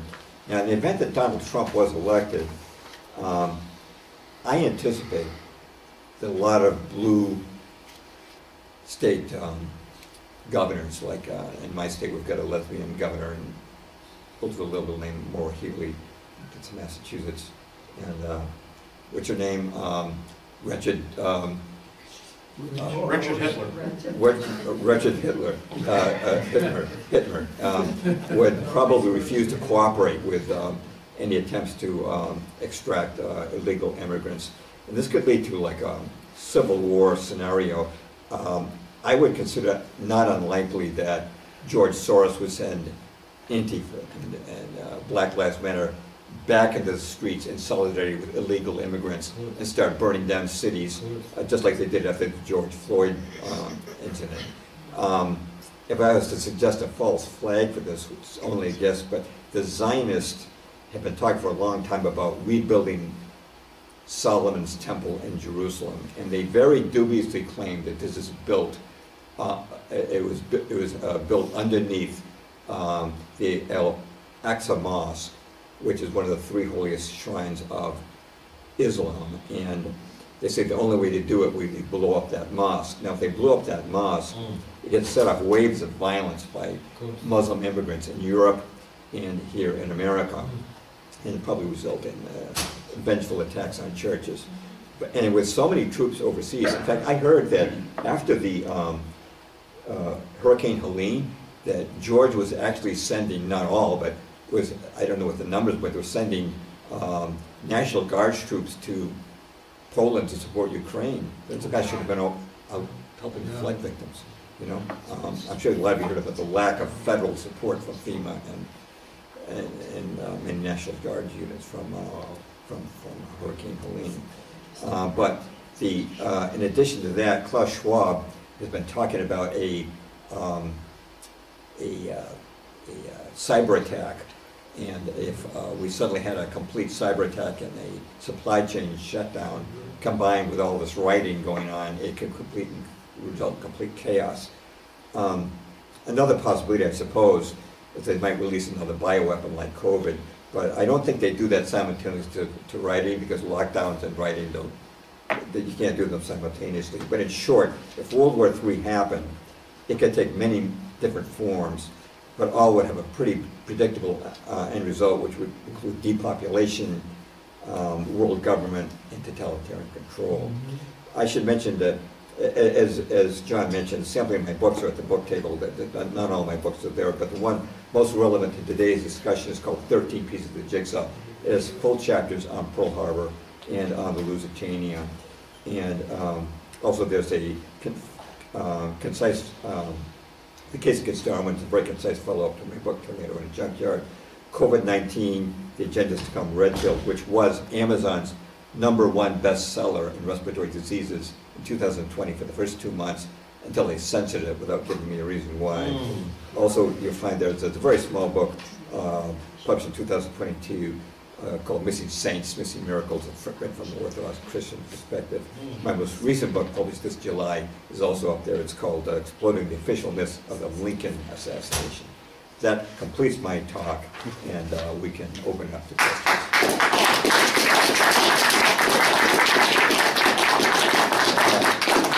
Questions or comments? Yeah, I read a couple of reviews on your book there, the 13 Pieces of the Jigsaw, and one of the reviewers, commenters, not reviewers really, but he said, this book helped me out, put more of the puzzle together. It's hard to let go of narratives we've grown up with. James Perloff is not trying to ruin your day, but we need to know the truth. So it's the kind of book that you'll want to have on your shelf, and it's also the kind of book that if you loan it to a friend, you probably will not get it back. So you probably want to buy two. And we have the inventory to cover. Yeah, first chapter's on Spanish American War. That's one thing you won't find. The talk today doesn't even scratch the surface of what's in the book, I can tell you that. And some of the other books that he mentioned, there's a common thread to all these books. They're just basically uncovering history that we've been deprived of knowing. The official myths of the Lincoln assassination, that's your most recent book. Just some really, amazing things in there that we've never heard of before. In fact, you think that the JFK thing is complicated, convoluted, and covered up and whatnot. The Lincoln thing is the Lincoln thing. It's just as bad. It's horrible, and so if you even get a chance to just pick up the book back there, just read the back of it, just to get a brief synopsis of what's in there. But there are some very peculiar things that happened to Lincoln, and I don't know. One thing I didn't know, or I had forgotten, simultaneously on the same day, a Booth accomplice, Lewis Powell, attempted to stab to death William Seward, the Secretary of State, on the very same day that happened. So the Booth's escape route was the only road that was not patrolled. When he was caught in a barn and killed, the orders were given not to kill him, take him alive, but the person who killed him was not court-martialed and he was let off. That was a very interesting. Other little things like that. Yeah, like the fact that the bodyguard who was supposed to protect Lincoln left deserted his post just 2 like when minutes the before the people- assassination. Yeah. And he went to a bar, boozed it up, and nothing ever happened to him. Yeah. And he actually remained on the presidential bodyguard detail after letting Abraham Lincoln be assassinated. The box at the Ford's Theater, the presidential box, was modified to accommodate the murder. So on and so forth. It goes on. The other couple books. He's got a really good book. It may be old news, but it's really not old news because they can do it again. But there's a book that we've included in our package on the on the fraud of COVID-19 and the fake pandemic. We put together. I didn't bring one up here, but we put together a pack of 5 books. It's a 5-pack. We always fall short of a 6-pack because we're just like that. So anyway, we have a 5-pack, and these are books that you can buy on Amazon, and you'll probably get them for a little less, but not much. So the whole pack is $100, and we started out with 10, and we've already sold 2. We're down to 8. It would be nice to sell all 10 of those, 8 more to go, and then that'll help us pay for everything here. You take credit card? No. I mean, Who has $100? What, I don't know. You could write a check. Who has $100? Raise your hand. Okay, that was a trick question. You just gave yourself one. If there's no other way, we'll figure out something. I can use checks. Can we get 1 minute from James on JFK? On JFK? Why don't we do that during Q&A? Right. Well, I said that you can take IOUs, you can trust these people. That's true. Okay. A couple of other books. I forgot. We lost count. So this Truth is a Lonely Warrior. We don't have we it don't have that. today. This is the but main it's book in the pack. The COVID-19 book. The brand new book on the myths of the Lincoln assassination. A couple more books. There's a book that he wrote. The Case Against Darwin. Very interesting. I picked him up from the That's in airport the pack. yesterday. That's Yeah, it's in the back. pack. It's in the pack. The Case Against Darwin's in the pack. Covers every day. It's really funny. You all know that he's not from Michigan. He doesn't know Michigan that well, but you all know that there's a place called Hell, Michigan. It's an actual place. And one funny thing is we're driving. We picked him up from the airport yesterday, and we're driving up Dexter Pinckney Road because we had to avoid car accidents and traffic jams on I-94 and 275 and I-96. It was just totally insane. It was like a 4.5-hour round trip just to go to the Detroit airport back. But anyway, so we took a shortcut up Dexter Pinckney Road from I-94, and as you are going north on Dexter Pinckney Road, you'll see a sign that says Hell, Michigan. And this is really funny because the road that leads you to Hell, Michigan is Darwin Road. That's not a joke. Wow. Wow. Just remember that. Darwin Road will lead you to hell. Okay. And lastly, in the map, it's true. It's so true. Look it up on a map. Lastly, about the books, the Missing Saints, Missing Miracles, John 14:12. He that believeth on me, the works that I do, shall he do also, and greater works than these he shall do. So Christians have always debated, are miracles for today? Did miracles die with the apostles, all these things? No, they didn't. And James Perloff goes through a history, a Christian history, kind of a lost history of the miracles of many missing missing saints. Well, they're missing because we haven't heard about it. That's the only thing that makes them missing. But there were many miracles that have been lost during the well over 1,000-year period. Give you a couple of little tidbits from the book. How many know that the cross Christ was crucified on was discovered after an excavation ordered by the Emperor Constantine? How it was identified and how it was finally lost again more than 800 years later. How many know that the 12 baskets which gathered the miraculous fishes and loaves were preserved by Christians and finally brought to display in Constantinople some 3 centuries later? How many know the number of years Lazarus lived after Jesus raised him from the dead? So on. Questions like that are found in this book. Many, many miracles. Miracles have not stopped. Thank God. I thought they had stopped, but we sure do need one right about now. We need a big miracle. And if we don't get a miracle, I guess we will have to exercise our Second Amendment rights. So, did I say that? Okay, scratch that from that video. That sounded awful. That sounded fabulous. Yeah, I'm just kidding. It sounded fabulous. I have to have deniability. Okay. All right. So, one last announcement. I really need you to go up to the table, by the way, and get some of these. You don't have to buy the whole pack. This book is available on its own, and there's a few other things up there. Like, for instance, the documentary on the sinking of the Liberty ship in 1960, was it 67? Mm-hmm. So July 8 of 67. That documentary is a 4-part documentary. It's very well produced. I mentioned it to you before. We're down to 3, and that's at that back table there. Okay. Before the Q&A, is Lance in the room? Yeah. Oh, there you are. Okay. Very quick announcement from Lance concerning these gigantic signs that he brought in and the cards that he put on your seat. That was Lance who did that. I just want that to be clear. What's that about, Lance, real quick? Come on. All right, good.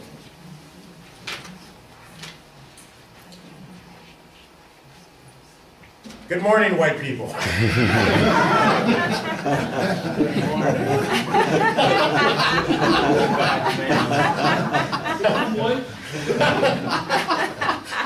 Okay, look, What's the name of the group that you head up?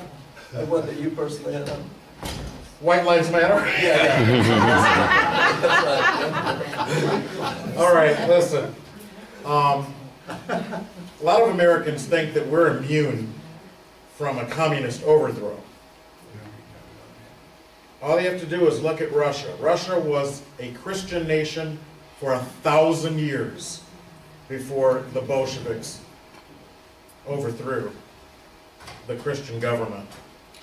We're not immune from a communist overthrow, and we're literally on the verge of that.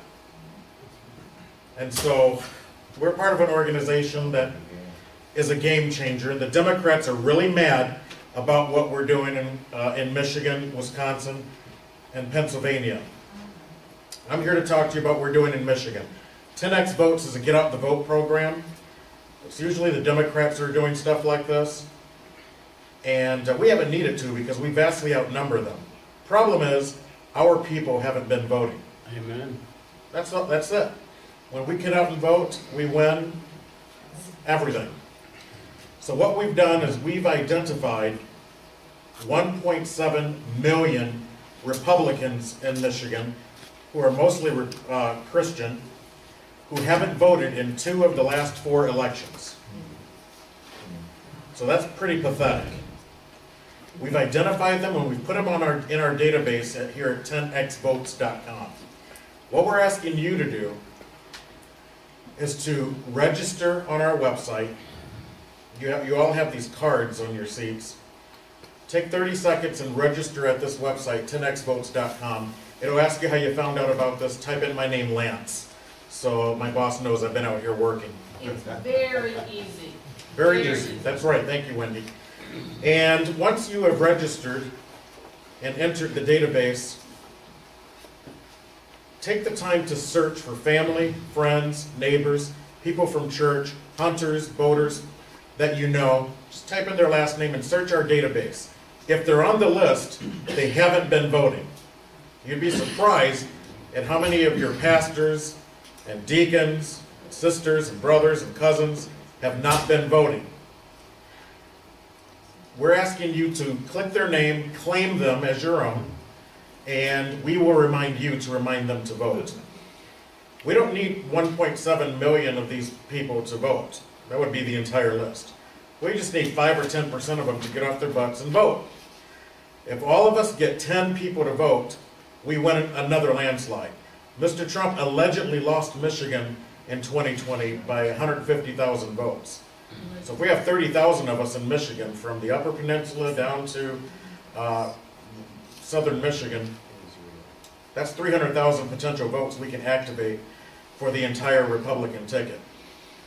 They're not perfect, but we need to turn out the vote for conservatives and Republicans, period, end of story. So I would encourage you to please take the time to register at 10xvotes.com, put my name in as the person who referred you, Lance. search our database, hold on, John. And another way to search our database is just type in the street on which you live. You can literally search the street on which you live, or any street in Michigan, and we'll show you the Republicans on that street who haven't been voting. And if you're struggling to find 10 folks to encourage to vote, that's a good way to find your 10, is to just search your own street. These aren't hostile people. So when you call or email or text them or knock on their door, I'm your neighbor and I'm just here to remind you and encourage you to vote this year. You won't be met with vitriol, and that's important to know. Because these are people that have been known Republican voters in the past. That's right. We've looked at 200 data points on these people, and there's an 85% chance when they show up at the polls or vote early, they're going to vote our way. These are our people. Yeah. This is a game changer.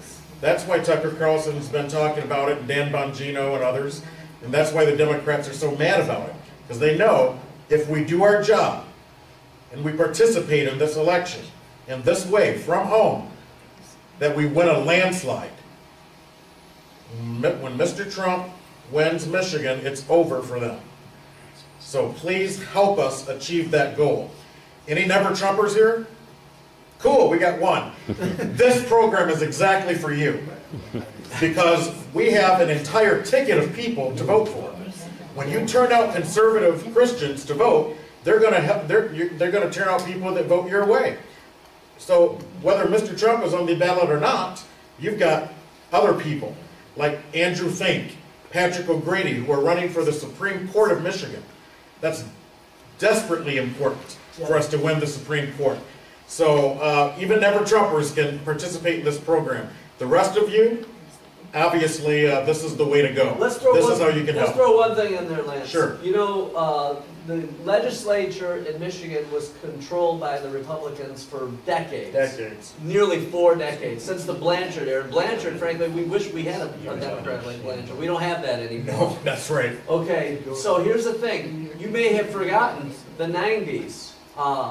We had some conservative legislators in Michigan, Margaret O'Connor, Deb Wyman, Alan Cropsey, so on and so forth. I can't remember more. There were more of them. Dave Jay. These are people that made it possible to homeschool in Michigan. They made it possible to have concealed carry. All these things were, just think back to the 80s. Nobody was homeschooling. There was no such thing as concealed carry. You had to go to a county board, mostly of Democrats who would... Sanhedrin. Yeah, the Sanhedrin, who would say, well, no, you really don't need a gun. But I do need it. No, you don't need one. And that's how it used to be. People forgot how it used to be. It was very bad. And now, in 2022, the Democrats took back the House, and they took back the Senate in Michigan. And that's critical to take control at least one of those houses, as important as getting even Trump elected, because these people are out. I'm telling you, they're going to outlaw homeschooling. They're going to come after... Already done it in California. They've already done it. They're going to come after the guns. They're going to come after the AR-15s. You know, crimes aren't committed by AR-15s. They're not going after the guns, not that they should go after any guns, but they're coming after the guns that, frankly, white people depend on to That's defend right. themselves in the suburbs. That's That's what right. they're after. That's right. Nobody goes out committing crimes with AR-15s. We need AR-15s for when bad people come to our house. It's that simple. So they're going to come after the guns. They're going to come after the homeschooling. What else are they going to come after? The right to work laws are all going to be obliterated. All these things are going to change rapidly. These are very radical people. They are not these are not Blanchard Democrats. These are flat out Marxists. They're despicable, evil people, and they need to be stopped at all costs. That's right, and we are not immune from the communist takeover and the incursions that they've been making. That's right. Okay. So please participate. Yes, and on that note, let's do some Q&A with our speaker today. Just stand up, and we're going to try something new. We used to have people line up, but stand up and just be really loud. Yeah. Okay for you. Can I go ahead? Yeah, go ahead. Just real quick, you talked about Speak the up, sec- please. real quick, the security gaps. And do you have any insights with respect to this October 7th, what looked like a security gap in Gaza line? Definitely. I wrote a blog post on October the 7th, and it included 3 videos of former IDF soldiers who had worked on that wall between Gaza and Israel. And they said that there's no way a rabbit could cross that thing without drawing within 5 minutes all kinds of armored military vehicles. And they said there's no way that it would take several hours for a multiple Hamas operatives to cross over into Israel. This looks like a false flag. And look what they've been doing, so disproportionate, tens of thousands of children, elderly, half the buildings, at least in Gaza, totally destroyed with no hope for reconstruction. They want to destroy Gaza and make it part of Greater Israel. That's their plan. This looks like a planned event, a Pearl Harbor, if you will, a false flag. That would be my opinion. Mossad does this kind of thing all the time. I mean, they plan these things very cleverly to make it look like they did it to us. So was it Mossad that did JFK? Because he was against their nuclear program? You know, I've been impressed by things I've seen. You know, Mordecai Benunu was the Israeli whistleblower who was put in prison for 18 years by the Israelis. He finally released. When he came out, he says, wait until the Americans find out that Israel was behind the JFK assassination. Of course, Gaddafi said the same thing. And something that really stunned me, I was reading the reports of Hilaire de Berrier, long before the internet started in 1958. He was one of the alternative media guys. He was former OSS, former CIA. They kicked him out. He's too conservative. And he had his own private newsletter to subscribers. In his September 1963 issue, which I have, he said that the people don't know this, but the reason Ben-Gurion resigned as prime minister is because Kennedy would not support the nuclear weapons program. It says that Ben-Gurion was outraged at Kennedy. Kennedy had sent American planes flying over the Dimona nuclear plant, and there was Israeli rage over Kennedy. And this was something to read in September, published in September of 1963, not in hindsight, that Israel. And the first person to talk about this, I think, was probably Michael Collins Piper in his book, Final Judgment. And I wasn't so sure about that, but when I saw these other people, like Mordecai Benunu, saying the same thing, I was impressed that this did have something to do. Actually, Wikipedia, I don't know if it still says this would be a couple of years ago, but it says that David Ben-Gurion was obsessed with, that was the word they used, Wikipedia, was obsessed with Israel having nuclear weapons. So I think that this was some kind of a trigger for what happened on November 22nd, 1963. I don't know that, but there seems to be evidence that points in that direction. Be loud. James, I'd be curious to know what your take is on this weather manipulation. What? Weather manipulation. What's your take on weather Definitely. As a matter of fact, we've been seeding clouds since World War II to make it rain. And Zbigniew Brzezinski wrote a book in 1970 called Between Two Ages. He talked about how weather control in 1970, what's that, 54 years ago, could be used to bring another nation to its knees through intensified storms and such. I'm certain that they have the technology, what they call HARP, to intensify and I don't think they can create a hurricane, but I think they can intensify it. And I saw, this is interesting, just the other day, I saw a mainstream news article saying that Hurricane Milton had gone from a tropical storm to a Category 5 in 24 hours, and they said this has never happened before in recorded history, and they claimed it on climate change. So I think they're trying to use weather modification not only to cause destruction, but also to justify their claim that eating meat instead of insects causes climate change, and we have to change our way of living and restrict our freedoms. I think it's part of the plan, for sure. They definitely would have the technology for that. They've had it for a long time. He says a lot of few words. Who's next? Yeah. Hi, Lance. You mentioned that was a Supreme Court justice who headed up that commission, if I understood correctly. Yeah. That Owen Roberts. ended up with a 40-volume report. Right. Is there any precedent for a president appointing a Supreme Court justice to head up anything like that? And is there a problem, you think, if we do that in the future, with if the litigation comes out of the report that ends up being challenged up to the Supreme Court? And was he an active Supreme Court justice? Because it seems like that might cause a conflict. I don't think there's a precedent. Of course, the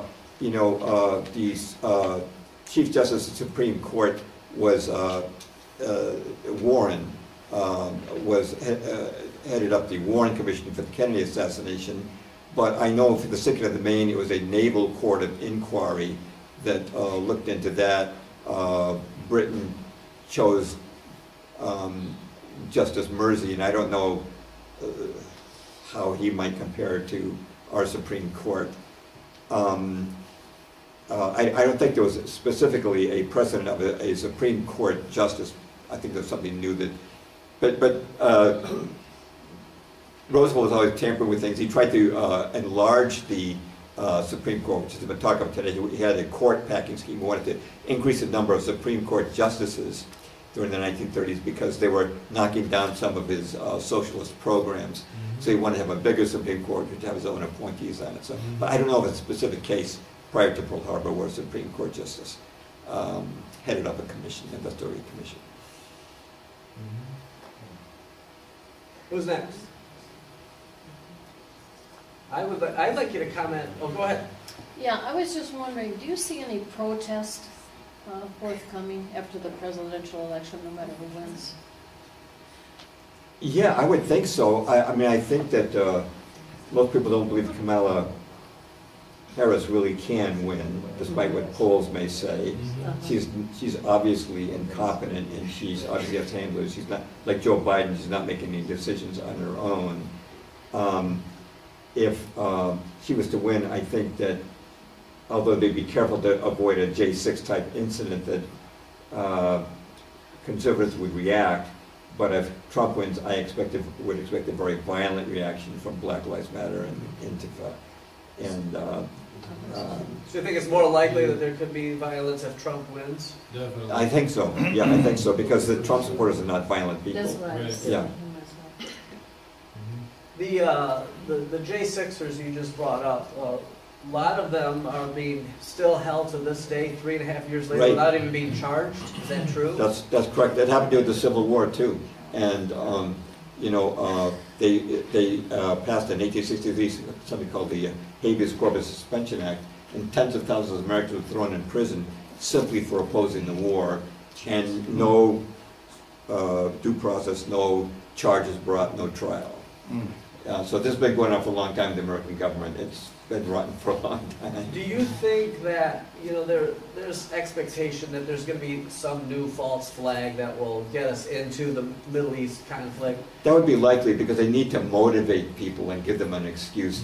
So there would have to be something Iran or Russia, most likely. It could be North Korea, but more likely since. With regards to the United States involvement in a war in the Middle East, do you think it matters whether it's Trump or who I call Kamala Harris? I think Trump is very adamantly pro-Israel. He's the only American celebrity, this goes back before his president, to make a Israeli television commercial advocating the election of Benjamin Netanyahu. I mean, he is really, really pro-Israel. Netanyahu, and I think he would involve us in war, but I think Harris would too. Harris is already, it's not Harris, but one of our top military commanders is already over there talking about having a war with Iran. So I think we'd have a war in either case, but I think that one good thing about Trump is that I think he has a better relationship with Putin, and he'd be less likely to draw us into a conflict there. And of course, his domestic policies on immigration, and if there were any Republican bills that got passed, he would not veto them, and Harris would. So as much as I have my doubts about Trump because of his Israeli stand, I would think that Harris Waltz would be an absolute disaster for America. That they would keep the floodgates of illegal immigrants coming in, and we probably would see the communists take over America. Yeah. That's right. Aren't we a naval power? That's how the United States has projected power around the world, is through its Navy. And isn't the Navy, except for submarines, irrelevant because of hypersonic missiles? Yeah, I've heard that Russia has hypersonic. I hear different things, that there's exaggeration about these hypersonic missiles. I'm really not sure what the truth is, and a lot of that would be top secret anyway. But I understand that Russia does have missiles that are undetectable by missile defense systems. The V2 was hypersonic. It went Mach 5. What was that? The V2 missile in 1945 was hypersonic. Is that right? Everyone's hyping hypersonic. Oh, that's interesting. V2s I didn't know that. 5 times. But if it creates a plasma that the radar can't see, how do you stop it? And so the aircraft carriers are just targets waiting to happen. Right, exactly. Kind of like the battleships at Pearl Harbor. They were obsolete by the end of World War II. Yeah, I wouldn't have a lot of confidence in this, and I think that America's policies have enraged so much, and I don't think our soldiers would have a lot of motivation for it. And it's not like we're fighting for our freedoms or something like that. It's all DEI. A lesbian just sank a Navy ship. In New Zealand? Political correctness, political correctness is disastrous. I wrote a screenplay in the mid-1990s, it was optioned a couple of times by Hollywood Christians, never made it into a movie. But at that time, I noticed that Disney, this is the mid-1990s, about 30 years ago, was offering fellowships for creative people. And I thought, well, fellowships, that'd be nice if we could get a fellowship at Disney, that'd be kind of cool. Then I found out Disney was not offering fellowships to any white males. You had to be either a woman or a minority group. But if you were white male, you were out. So I had no chance to get a fellowship. Just identify and as a but woman. that's 30 years ago. That's much worse now. Much worse now. Go ahead. You mentioned the rebuilding of the temple in Jerusalem. Do you have any insights on that? Yeah, Dr. John Coleman, some people trust him, some don't. He wrote a book called The Committee of 300. He said that the idea that the Al-Aqsa Mosque was built on the old Second Temple of Solomon was a complete fake. It was an archaeological misinformation designed to support the Zionist cause. The Bible in 2 Thessalonians, Paul said these things will not happen until I'm just paraphrasing, not quoting, but the man of lawlessness is revealed, and he sets himself in God's temple pretending to be God. And I'm sure that's a reference to the Antichrist. I think he's going to have a short reign there, and he will pretend to be Christ, coming for his 1,000-year millennial reign, but it will actually be the Antichrist coming for a rather short-term but disastrous reign of oppression on the earth. I don't know if I answered that question or not. I've read a lot about Smedley Butler. Oh yeah. What was his run-up to World War II? Kind of his line. He was against it. There's a video, it should still be on YouTube, of him talking about the dangers of our politicians bringing into us another world war. He turned so against war. I'm sure you know he wrote that War that is a book. Racket. Yeah, War's a Racket, and he explained how the United States invaded Mexico in 1914 allegedly because they arrested 8 of our sailors who were went into Tampico, violating all kinds of regulations, and they kept them for less than a day, and no harm was done. But President Wilson demanded that Mexico fire a 21-gun salute on their soil to the American flag to show their repentance. And the Mexican president said no. Well, the problem was that Mexican president wanted to tax Standard Oil, which was plundering oil out of Mexico. So we invaded Veracruz, and Smedley Butler actually headed the lead Marine Division. And he said, no, that was not about saluting our flag. It had nothing to do with that. It was about oil. It's about the Standard Oil Company, and we had regime change and kicking out their president, replacing him with a new president who was friendly to Standard Oil. It happens all the time. This Smedley Butler, he was great. He was an honest soldier, and as you know, the highest decorated Marine and the highest ranking Marine at the time of his death in 1940. That death in 1940 makes me wonder if they wanted him out of the way before World War I began. He was only 58 years old as well. Yeah. Some people seem to disappear at convenient times. That's what I figured. If the election is stolen and the Democrats are able to solidify the one-party rule of the United States, I mean, another 4 years of that probably would make it near impossible. Right, illegal immigrants. Yeah, it would be voting. next to impossible. So let me ask this question. Whenever you hear commentators, podcasters, all these people, whether it's Alex Jones or whoever, everyone always says, well, we're not, we don't advocate violence. They're always very careful to say, we don't advocate violence. The question that I have is, if they are able to do this, and if they lock it down where there's literally no way out, let me just say this. Can you conceive of a way for Americans to escape the effects of the communist state that we're going to have to endure? Is there a way to save this country? Can you conceive of a way to peacefully save the country, or would some type of 1776 type action be necessitated? I'm asking, do you think it's possible to peacefully get out of this mess? Yeah, I don't think so. I suppose if Trump got in and he successfully was able to implement deportation problems and, resolve peacefully the crisis in the Ukraine, I suppose things could happen. He's really peacefully. softened from 2016. Nobody expects him to do mass deportations. Yeah.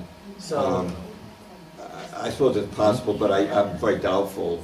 The problem with organizing a revolution, of course, is that with mass surveillance, all of our emails, phone calls, everything's probably in some massive database. They know who everybody's friends are, and they know, they can utilize the Justice Department and police and military to try and suppress, nip in the bud any attempt at a revolt against the system. And of course, the mainstream media would support the government's narrative, and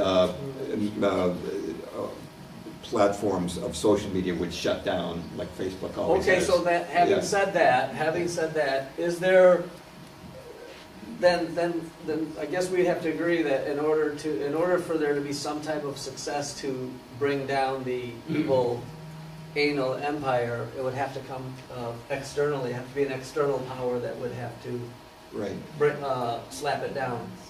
Well, I think I told you before that if it'd be great if not everyone can agree with this. If Putin got voted president on a write-in campaign. That's right. But I know people have varying feelings about Putin. I understand that. I have not complete confidence in him myself. However, we do need a strong leader with strong Christian values. That's vital. I think that it probably, in human terms, would take a violent activity. But like I say, they have so many ways of surveilling that and preempting that. It'd be very, very difficult to do. I think what we need probably more than anything is a miracle from God. Yeah. There's one reason why I wrote my book called Missing Saints, Missing Miracles. I'm a became Orthodox, and I was always told that there weren't any miracles after the book of Acts, and I found that there were a lot of miracles that occurred. Amen. Just as Jesus said, the miracles I do, you shall do also. And I found that there were saints throughout 2 millennium who walked on water, not to boast, but they were humble men, who created a miraculous cast of fish, turned water into wine, virtually even moved mountains. Virtually every miracle Jesus did, they did also. He said they would do them. But this has all been kind of wiped out when Martin Luther said, sola scriptura, only that's what's in the Bible, and don't trust anything that happened between me and the Bible. All of that kind of got wiped out. But I read every volume of the Lives of the Saints, which was published on Mount Athos in Greece and translated into English, and it's 4,000 pages long. But I made it a very small book, and I just took every time a saint healed a blind man or healed a leper, I would make a note of it, and then I have a paragraph consistent where each of the miracles is listed. Now, people like that, there were people who turned back storms like Jesus did on the Sea of Galilee, and I believe there's even a case where 2 saints stopped a war, and that's kind of what kind of saint we need now. But you know something? I have a chapter on this too. Every saint who did this was someone who was completely obedient to Christ, who gave away his possessions to the poor, who was completely lived a life of self-denial.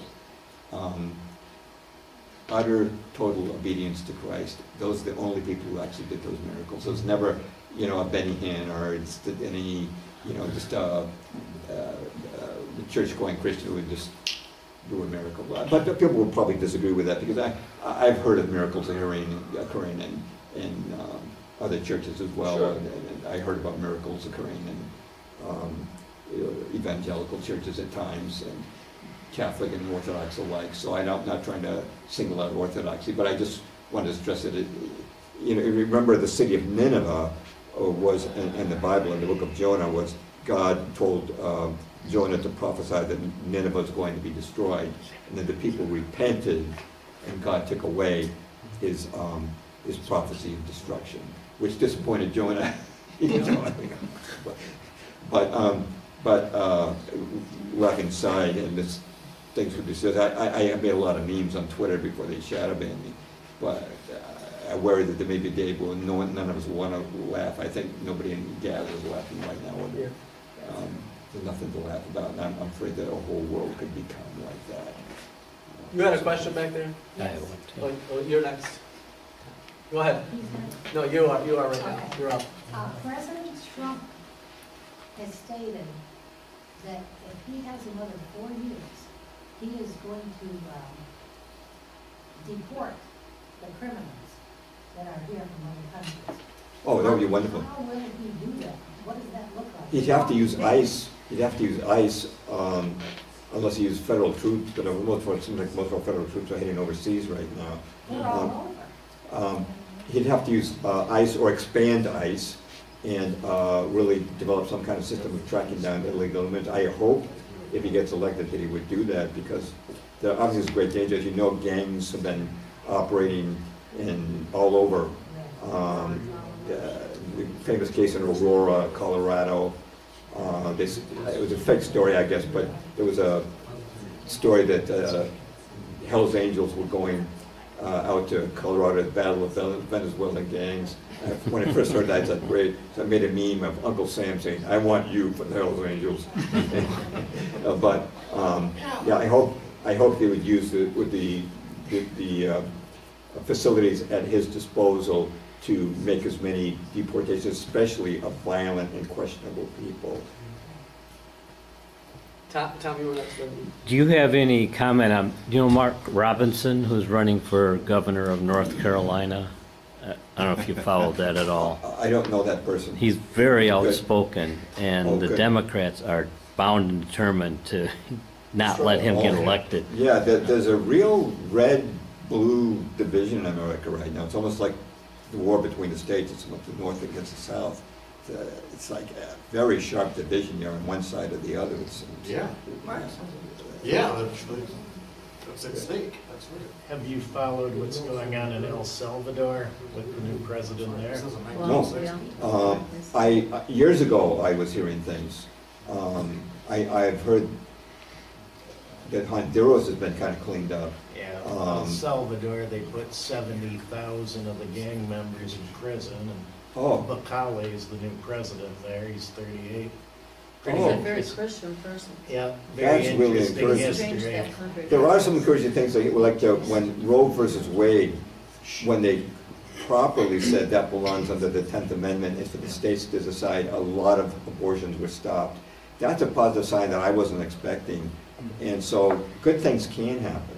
El Salvador went from the highest murder rates in the hemisphere to the lowest. Wow. They're all- Yeah. You were next. Okay. Yeah, well, I'd like to see the J6s removed to make room for those violent criminals. If we can't deport them, at least put them in prisons here. To answer John's question about what could be done, and let's hope something can be done, but I think the cowardly and the obsequious way in which Michigan dealt with the Whitmer lockdown symbolizes where the American mind is today. I don't think they've got the intestinal fortitude, the gumption to say, well, at last they've gone too far. Yeah. And we're going to do this or that or the other in spite of the impediments that you suggest. When I was making memes, I made several about Gretchen Whitmer, and one of them was she canceled Christmas in Michigan. Yeah, for because example. she said that Santa Claus coming down the chimney could spread COVID. Well, the fact that the Michigan pastors caved in. Yeah, they did. And they're our best in theoretical hope for future principled action. Yeah. They caved in. Yeah. And so that doesn't bode well either. Well, one worry about Trump was pointed out by Chuck Baldwin, and he said that if Hillary Clinton had been elected president and she tried to lock down churches, they would have said, no way, we're not going to restrict ourselves to 10, and we're not going to live stream, we're going to keep our churches open because Trump said so. The nation locked down. That could be, if they released another bioweapon, that would be one possible danger. You might remember when Richard Nixon went to China with Kissinger and opened up relations with Red China. Lyndon Baines Johnson was outraged, and he said, if I or any other Democrat did that, we'd be called commies and pinkos, and we'd never get away with it, because Nixon is a Republican. Even Obama confirmed that later. He says they had to have a Republican to open relations. So certain things that Republicans can get away with that Democrats can't. Except for Trump could not get away with meeting with Putin in his first term. It kind of flies in the face of that theory, because Trump should have met with Putin. They should have had some type of a summit, but it never happened because he was deterred from doing so. Russia. Yeah, Russia. Right. So he was not able to do what previously Nixon and Reagan both had done. Of course, that was when China was utterly communist and had just gotten done with killing tens of millions of people during the Cultural Revolution, whereas Russia's now basically a Christian nation. Right. So, but all the more reason why can't you meet a president of a Christian nation when you were able to meet a president of a oppressive communist nation? But on the January 6ers, by the way, I stated this to people in my own family months ago. If you're a J6 prisoner right now, ask yourself this question: if you're locked up in one of those DC dungeons with rats running around and no temperature control and no blankets and no toilet and no medicine for your illness, who would you want to win that election on November 5? Ask yourself that question, because there's no chance that Kamala Harris is going to get you out of that dungeon, and there is a chance that Trump might pardon you. There is at least a chance. Right. Especially the way he's talking to Tucker. He certainly knows what's right. I mean, he's talking to Tucker Carlson and people like that. He knows what the right thing is to do. And he's gotten Robert F. Kennedy's endorsement, even though Kennedy is, he's limited on some issues, but he might put Robert F. Kennedy into his administration at some position. So if he did, yes, I think it would. I would vote for Trump, and the reason I say that, even though I believe it's possibly under the control of Zionist bankers, I voted for him in 2016 because Hillary was literally wrong on every single issue. You couldn't go right with anything on Hillary. Yeah. It's the same with Harris. Harris is wrong on every single issue. Everything is wrong with her. So it's just kind of a no-brainer. At least Trump will do some things right. So, aren't the oligarchs scared to death because their names are on the Epstein list that Trump might release? And that's what's making them so rabid I don't this think time? he'd do that, but I think that might be one reason why the media's always arrayed against Trump. That's always. I've given up hope on these types of lists and, people getting arrested and all that. I think we're at a point, my opinion is, we're at a point where you brought up the COVID scam and what happened in Michigan. Really, the lockdown, really what it boils down to is absolute resistance. I mean, we have to have a purpose of mind to not accept these things ever again. You have to go out and you have to make it miserable for their enforcers. I don't care if it's a greeter at Walmart, make their life a living hell if they try to push this crap on us. And I mean it from the bottom of my heart. Make them hate their job. That's the only hope. And then, they already hate it. yeah, and also keep in mind, you have to make a decision right now. I'm not going to answer the question for you, but they're coming for the guns, and you have to make a decision. Are you just going to hand them over, or are you going to do something else? Think about it. Go ahead. To go back a little bit more, a couple questions back. Are you familiar, Mr. Purvis, in the middle 1950s, there was a rosary crusade in Vienna, Austria. About 500,000 people were involved in a giant prayer, let's call it an American protest, but it was a rosary procession. And I believe shortly after that, the Russians moved out of Austria. Do you know anything about that? I don't know about that, but it wouldn't surprise me. It wouldn't surprise me. I know that Constantinople one time was surrounded by an overwhelming number of Turkish forces. It was destined to fall, but the people prayed, and there was a vision of the Virgin Mary, and the city was saved. And I believe those kind of miracles can still happen. I think it should be important for Christians to gather and to pray. I think that would be a wonderful idea because, God is a lot more powerful than Satan, and often I think we tend to neglect him. We think, myself included, we talk about politics a lot, and it's really the spiritual element that we know can do miracles. So I would definitely include things like that. And that kind of thing wouldn't surprise me at all. Any other questions? Go ahead. What's your opinion about, I firmly believe this is going to happen, and a few people have talked about it, that Trump will actually win the election and they won't let him take office. Yeah, I believe that, right now the media is saying that they're almost neck and neck, and I can see if there's a very close election, the last election that Biden supposedly won, they said that's the most safe and secure election in history, but the year before that, they were talking about Russia, Russia, Russia. If Trump wins, they'll claim that they actually won and they might refuse to move out and refuse to give him a place in the White House. That would be an and then that would probably result in a real civil war. Yeah, that could happen. I don't know. How that's I don't even know how that could possibly unfold. There aren't the geographic there isn't a geographical divide that there was during the war between the states. Yeah. A civil war would be kind of ugly now. How do you conceive of something like that happening? Well, Harris could try to call it the military, but I think a lot of the military wouldn't partake. I think they'd say no. We're not going to help you out. What you say? Lost, and that's your tough luck. I think a lot of military would sit down and say we're not lifting a finger for you. That's right. And I think also, and as pointed out many times, there's a lot of memes made about this. But in a civil war between liberals and Democrats, against the liberals and their pink costumes and their conservatives with their AR-15s. I don't know if I agree with that. I saw a lot of cops dragging old ladies out of Costco for not wearing a mask. I don't trust these that's people. true too, yeah. You witnessed that? It's not today's military. Today's military is not the military that we serve. That's right. That's right. We have, actually, a guy in my church is a military recruit. He said they have a hard time getting recruits now, not just because people won't come, but they can't pass the mental and physical tests that are required to become a soldier.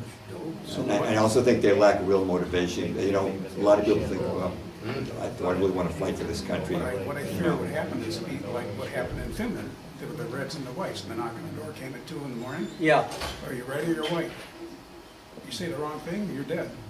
Solzhenitsyn said basically that, you know, when they came door to door at the apartment buildings and they started arresting people, if we had fought back, he said, with everything we had, whether it was a kitchen knife, a shovel, a club, anything, it could have had a massive impact. Instead, we were cowards and we got sent to the gulag. So, you know, my thinking is you were right. We can't, the organizational capacity is gone.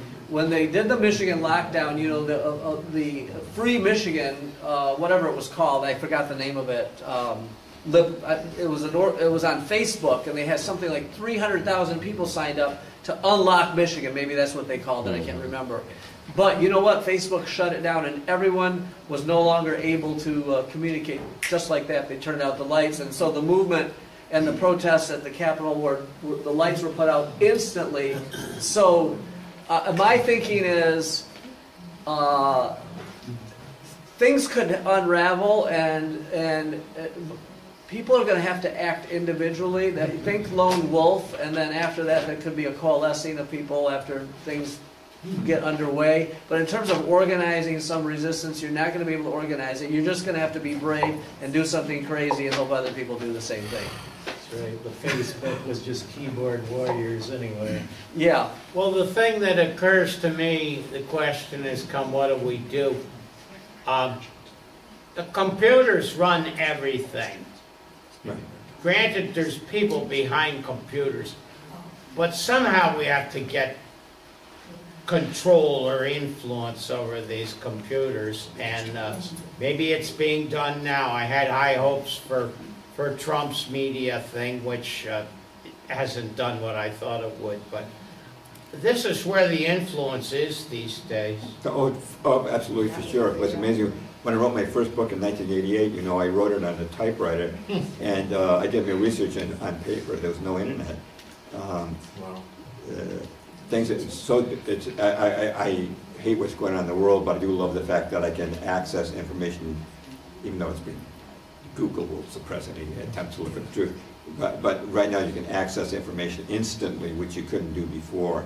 I mean, I actually, after I published my book on Abraham Lincoln's assassination, I had a question regarding it, and asked an obscure question, and AI gave me a detailed answer, and they actually brought up a Lyndon LaRouche document. I don't follow him, but I was interested in that. It was confirming something unusual about Abraham Lincoln. And right now, I mean, it's pretty amazing what you can find that before you had no chance to find it all. That's why, to me, truth is always a growing process. Ever since the, you know, especially since the arrival of the internet. One last question from Ellie here, and then go to the table, get a book, and have him sign it. You can talk to him some more, you know, at the table here. I just think one of the greatest dangers to our whole world, especially in the United States, is children are not being taught to read. They're entering college not able to understand with all these remedial reading courses. It's sickening. 29% of public schools, I believe in Lansing, are able to read. Right. Well, John is homeschooling his children, and I sent my son to Christian school for the first 10 grades, and the only reason he left after 10 grades was because he wanted an athlete wanted the public schools competitive I started private school after years of nursing. Oh, I was a registered nurse too. It's very easy to do. Actually, when I went to school, it was actually pretty bad, and I'm talking about many years ago. It's been going on. Yeah, but in public school, no, they're indoctrination programs is what they are. They're not educational programs. Most of them would not understand what you're even talking about. I grew up in Lexington, Massachusetts. Right now, they're teaching in Lexington first graders transgenderism, and you know, used to be, hey, you got the X, Y chromosomes that decides your sex, and now it's a social construct, and you decide whether you're a boy or a girl. So they're changing, introducing new normals so fast through the media control. It's just sick. It's very bad. Yeah. Well, James Perloff, thank you very much for your presentation.